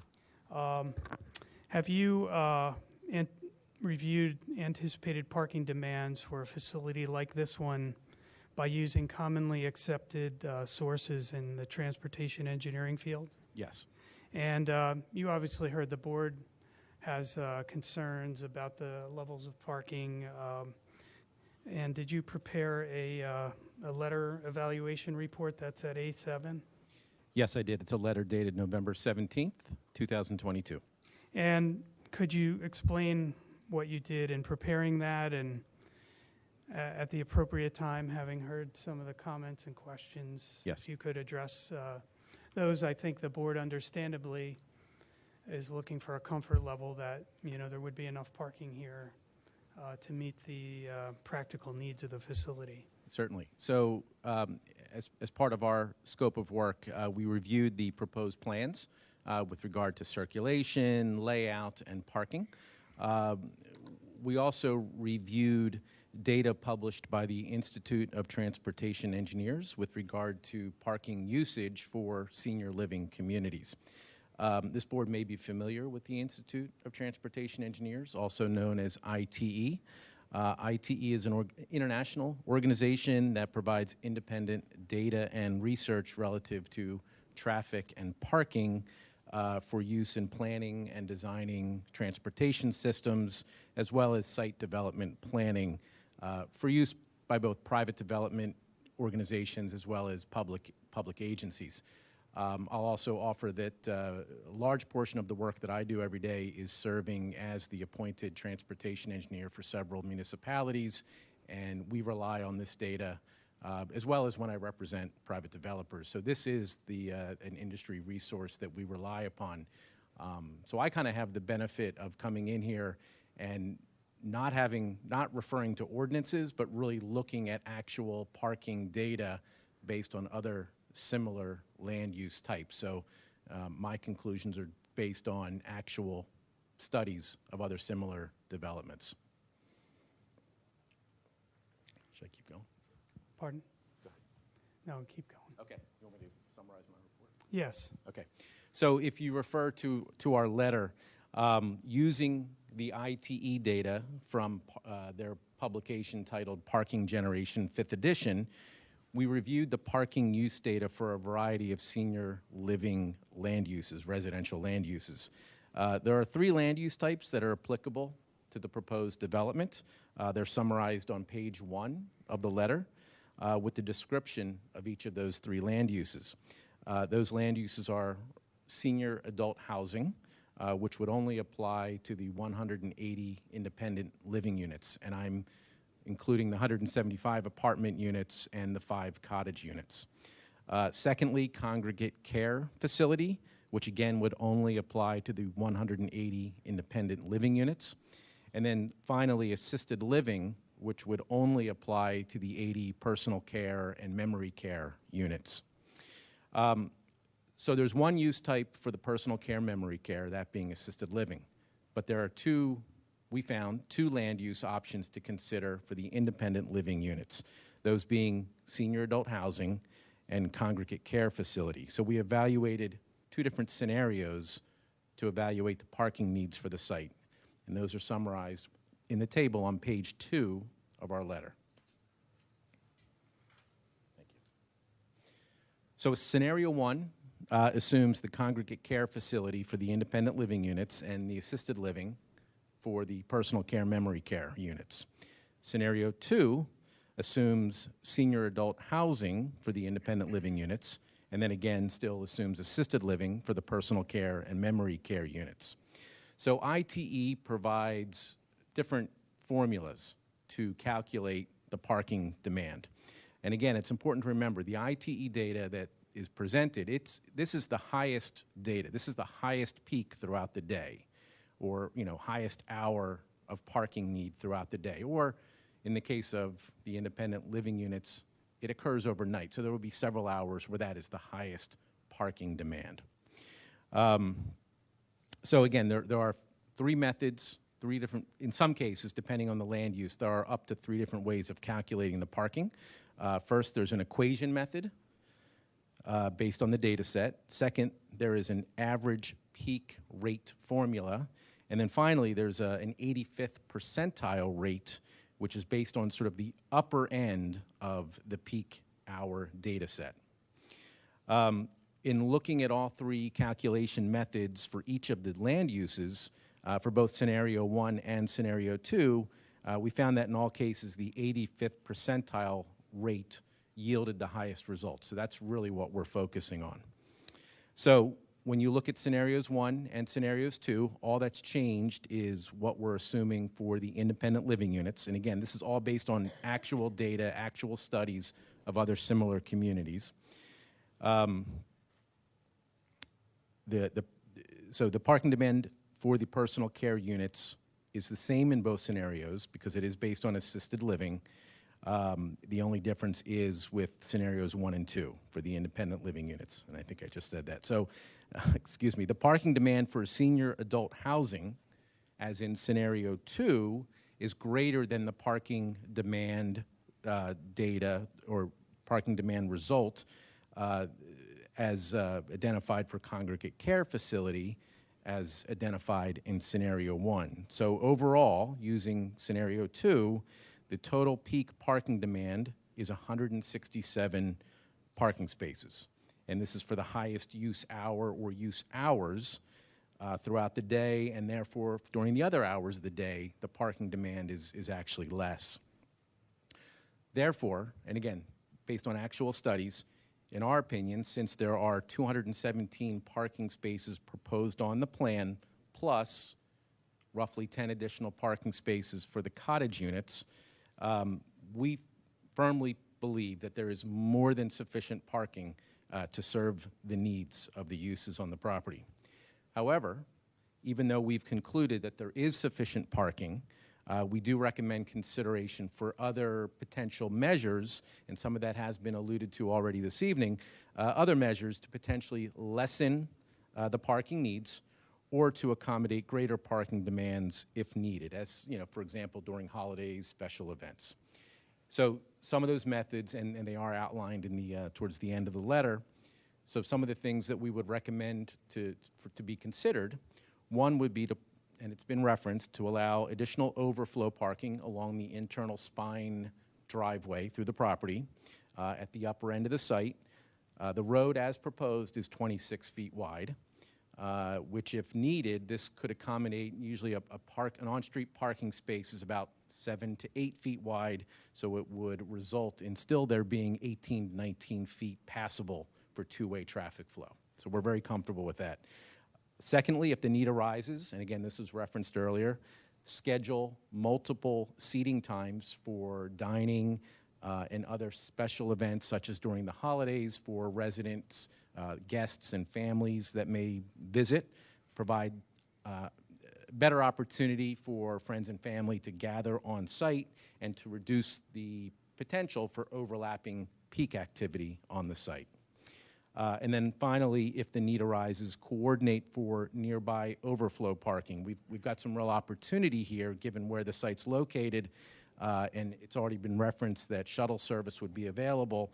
So, during the holidays, for example, with Cabrini College being next door, Valley Forge Military Academy being next door, those uses are generally empty or not really in use during the holidays, so there could be an opportunity for overflow parking from those neighboring uses, and then with shuttle service to provide access to the facility during holidays and other special events.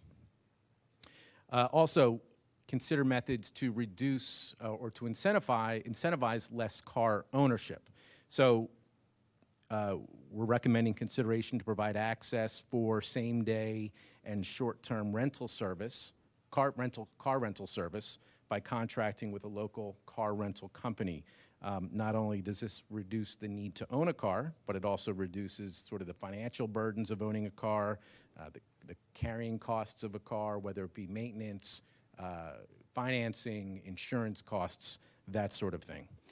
Secondly, provide transportation shuttle services to local area attractions, which has already been mentioned.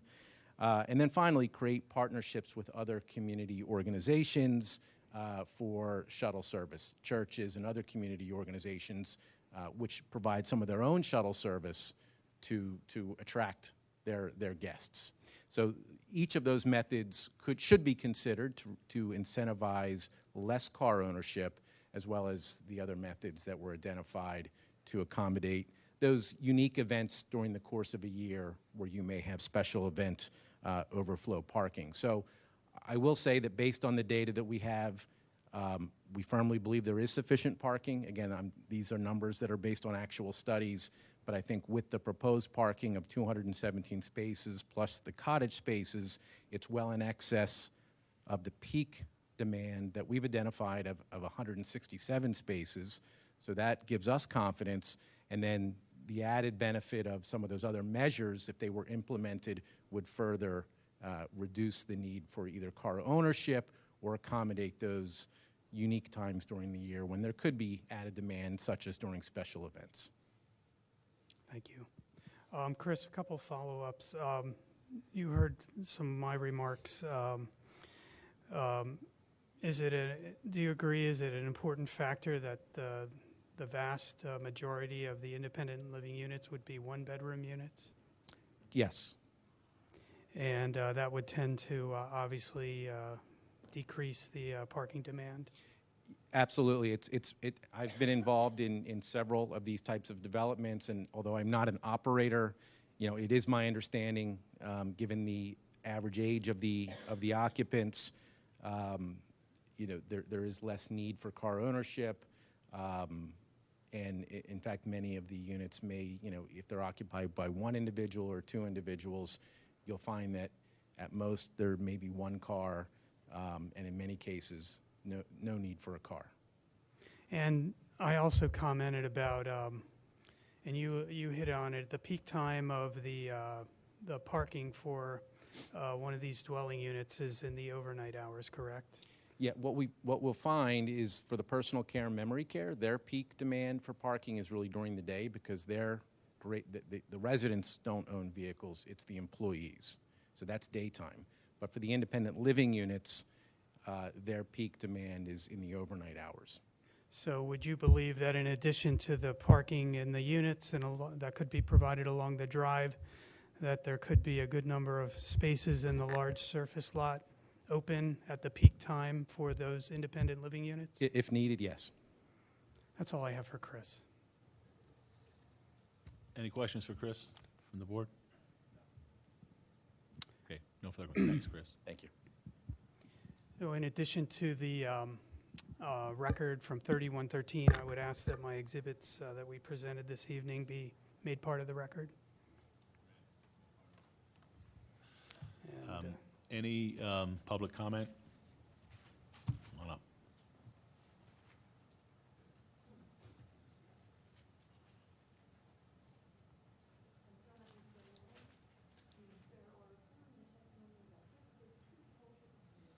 I do. Bill Marino,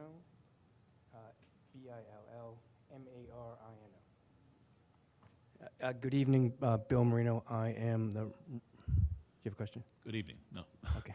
I'm a resident homeowner at 2 Paul Road, so pretty close to the project. I think if you guys get this wrong, it's going to impact me probably more than anybody, and I'm pretty supportive of it. I asked some of the same questions that I think you asked, which is what happens if you get it wrong, and I don't envision a situation where there's going to be overflow parking anywhere around the neighborhood, so I can't imagine it impacts the neighbors all that much. More from my perspective is, respectfully, I think you have it backwards, right? My concern is safety driven by egress and ingress of the vehicles. And so to the extent you create more parking spaces you're going to facilitate more people going in and out of there. So I'd rather see fewer parking spaces with a more robust shuttle service, which is going to improve public safety along Eagle Road. So that would be my preference.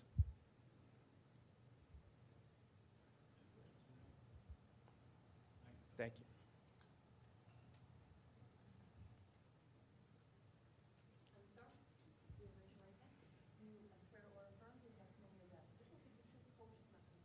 Yes. Greg Miller, G-R-E-G-G Miller. I am just a neighbor. Welcome. I don't come here with any preconceived objections, and my main comment is that I'm very much assured and reassured by hearing how carefully this board is considering this issue. You've all asked such pointed and important questions. Thank you. And I'm sure you'll come to the right conclusion. My only question, I guess, would be if you approve a smaller number of parking places, does that carry any precedent for future projects? Can Rockwell come and say next year, well, we can have half the number of zone spaces because you approved it for Eagle Road? So None whatsoever. I'm I can I'm say that reassured. categorically. Thank you, sir. You're welcome. You can sleep well.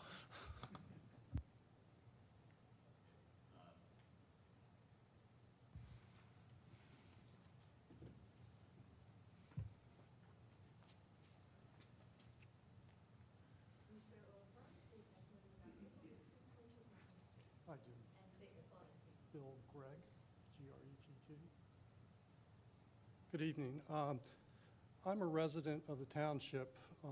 I'm actually over by the Jewish Federation, which is going to come up next month. So, near the Jewish Federation campus, which is a topic that's coming up next month. And unlike this one, which did get Planning Commission approval, the Jewish Federation did not. But there's similar issues here. So that's why I came tonight. And one thing I think question with this site is it's not the question of how few spaces there are. Maybe there are too many beds, because this project, as well as the Jewish Federation, is just pushing the limits with trying to maximize or over-maximize what the site can accommodate. So I think that might be the question.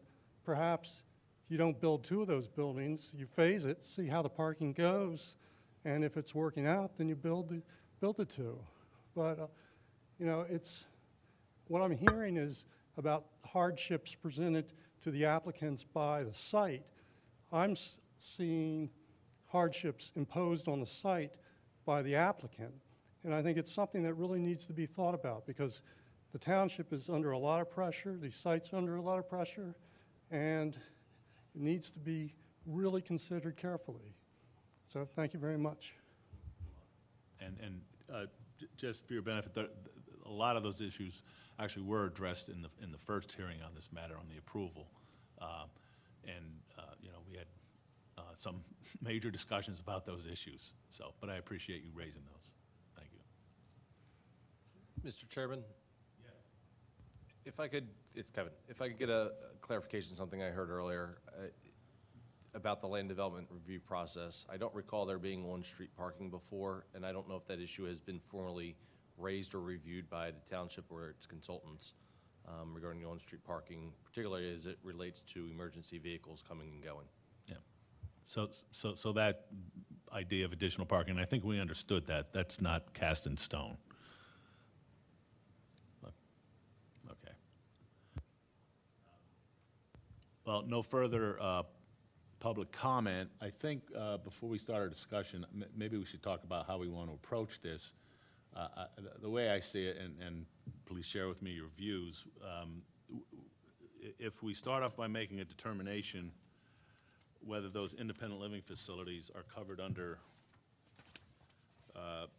280-103B1 for dwelling units, or B14 for hospital, sanatorium, and nursing home. It seems to me if the answer is, if it's 14, that they've met, based on the testimony, they have met that requirement and they don't need a variance. If we determine that those independent living units should be considered dwelling units for purposes of the off-street parking regulation, then they haven't met the requirement, and then we would decide whether a variance should be granted from the imposed requirement. Do we alleviate ourselves of the burden of a code determinant or an ordinance determination by just making a motion for a variance? Yeah, I thought about that, just based on the testimony that, they have experts, and the testimony we heard from everyone, that the parking should be sufficient, and just based on that alone, we can just grant. But a variance to what? That's the question. I don't know what we grant a variance. Well, in other words, if the variance from determination, anything? the determination of the zoning officer was that it's under section 1. I don't have it in front of me, but E, right? Yeah. So the motion that I would make is that we grant the relief for less than required parking under that code section. But without having to interpret ordinance. I was thinking about that. If we go that route, then we're not adopting the zoning officer's interpretation. And I'm wondering to myself if that has the unfortunate side effect of accidentally amending the ordinance, which we're not allowed to do. Wouldn't it be better, depending on which way we go, and I'm still thinking about that, if we go anywhere, is to approve the zoning officer's interpretation of the ordinance and then grant a variance? My sense is that is the safest way to go. Make that determination.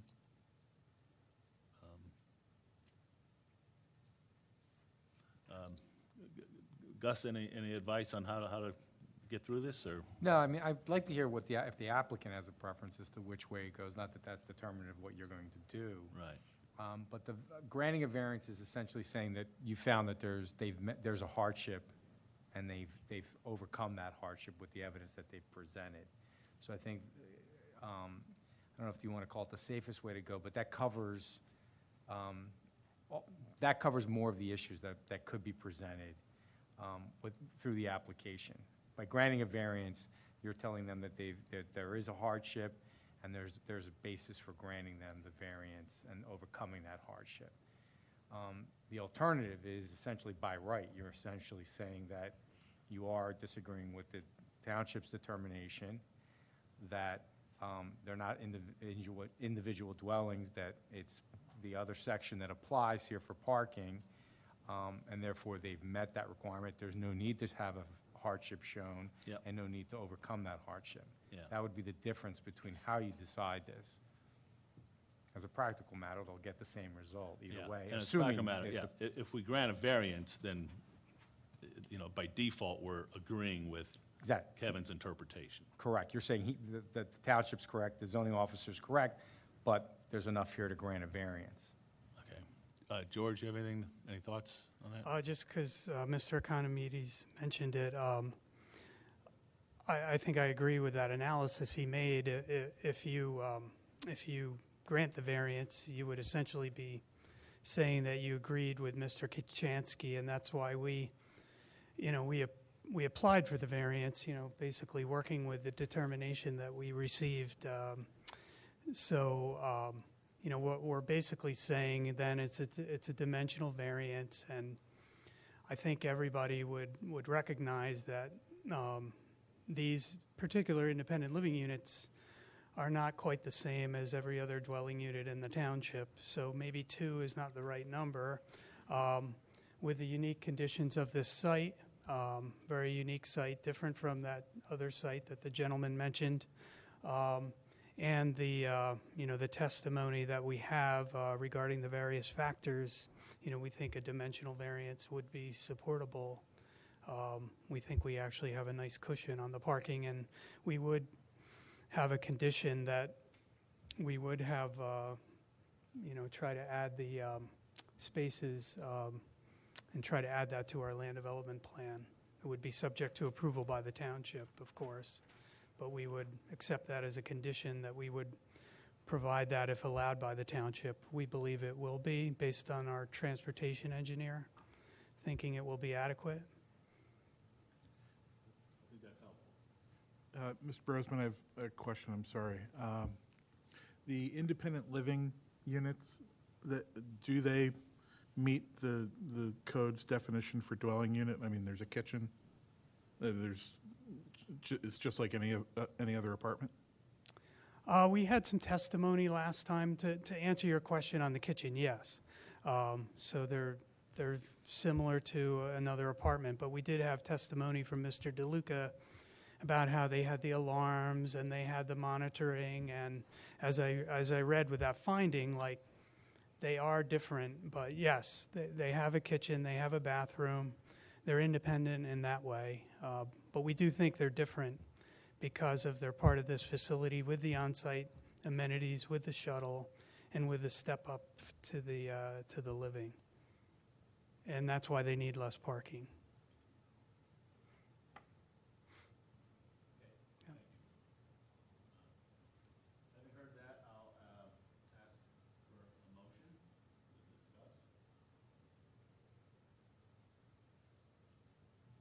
Sure, I'll make it. Hopefully I articulate this properly. So I'd make a motion to approve a variance from Code Section 280-103B1 to permit less than the required number of parking spaces. I would say if you want to add it, a condition that they use best efforts to add like additional parking. Yeah, that's fine. I don't know if that's enforceable. That's why I didn't say it, but yeah, we could condition, absolutely, as part of my motion. Okay, is there a second? Second. All right, discussion? Sure, I'll go first. So, just briefly, I think that this property is insulated from the surrounding community. We most certainly heard that from a couple of the neighbors. And to John's point, if they build this facility with too few parking spaces, is really a self-inflicted wound, in my opinion. And that's a consequence they'll have to suffer in terms of valuation and all that. So I do think this is a low-impact request on the community. I actually think the greater impact is on the community would be as if we require or if we didn't decline relief here, and they now have to build another 200 parking spaces that requires paving and all those groundwater considerations. So I'm in support of what's in front of us, and I'll vote in favor. I agree, and I think we've done it the right way. I think we've in essence supported the zoning officer, and then found that his interpretation was correct, and now we've granted would move to grant the variance, as opposed to by right. I don't think that would have been the way to go. So, in all things considered, I think that it is a unique site, does present certain hardships that are reflected in all of the discussions that have taken place. In fact, I think I was on the Planning Commission when this first came up more than a year ago. And right then and there, I could see that it was a site that to be developed, it was going to take some effort to get it done, and a variance at the very minimum. So I'm in favor of it. I would add that I still have concerns, even maybe doubts, whether there are enough parking spots, but I believe the testimony from the expert was compelling, that a peak they're going to need 167 is based on actual numbers, actual data, and that gives some comfort, at least to me. I hope they're right. I'm going to vote in favor of the motion as well. I think Kevin interpreted the requirements completely appropriately. I think that our zoning code really hasn't considered this specific type of use in terms of addressing the issue of parking, and the fact that, you know, hospital, sanatorium, or nursing home, yes, those are uses that are not going to have a lot of automobile ownership and need for parking. But this is it's a continuum at this facility, and we really don't address it, I think, appropriately in the code currently. So we can put this one on the list of the other things to fix in the zoning code the next time we rewrite it. But I think for purposes of this evening, Kevin got it right, and I'm also in favor of granting the variance that's been requested. I guess I'll be the one that somewhat goes against you guys. The code is the code. A dwelling unit is a dwelling unit. It's defined clearly. There's no gray area here. This is, in terms of the code, it interprets a building like this just like an apartment building, which requires 2 spots. And I guess I would say that the applicant is certainly creating the hardship. They're the ones that determine that they want to have 180 living units. They could have 120. They could have 90. They could work within the code and say, all right, if I need to have this, I need to stay under the impervious coverage, I need to stay on the building coverage. You could change it all. But they've had decided that this plan that they've spent a lot of money on and have obviously are in final negotiations with someone to manage it, which means that they know they're going to have a certain profit. They're kind of going, I'd rather stick with this than change it. To me, I just feel like when you're looking at a code requirement that is close to double what they're asking for, it's a bit much. And again, I'm still on the side of they're creating the hardship. I get it. It's a nursing home, but there's certainly, I think we could all go to the town center in King of Prussia and go, it's pretty similar. It's an apartment building with amenities like a kitchen and a workout room and all that stuff. That has to adhere to it. Now, granted, they're in a different district, but I'm just saying they will still have to go with the parking requirements for a dwelling unit. So to me, I'm just kind of going, if I were to be on the side of granting it, I would certainly not be granting it at what they're requesting. I'd be requiring more. And I understand more cars there may mean more of entry and exit, but let's be clear that if they adhere to the code, that's what they'd have to do. If it's an apartment building they're trying to put in there, they would have to have that number of spaces. It just so happens that they want to have people that they believe will be over 80, so therefore it will be less. There's no minimum requirement for 80. Someone could move in there of 60 if they wanted to. And that's going to change everything. So again, that's where I am. That's what I'm having trouble getting over. And I think we can always get a study that shows that it's less. I think we've seen that on every occasion. We've never had a study that said, by the way, you need to increase. No offense, no. Okay, then we'll have a vote. We'll start with John. Aye. Rich? Aye. John Riley? Aye. Brad? Against. Okay, I'm going to vote aye, so it passes 4-1. Your application's been granted. Good luck with your project, and good luck with your best efforts to get those additional parking spots. Yes. Got it. Thank you. No further business tonight. We're adjourned until December.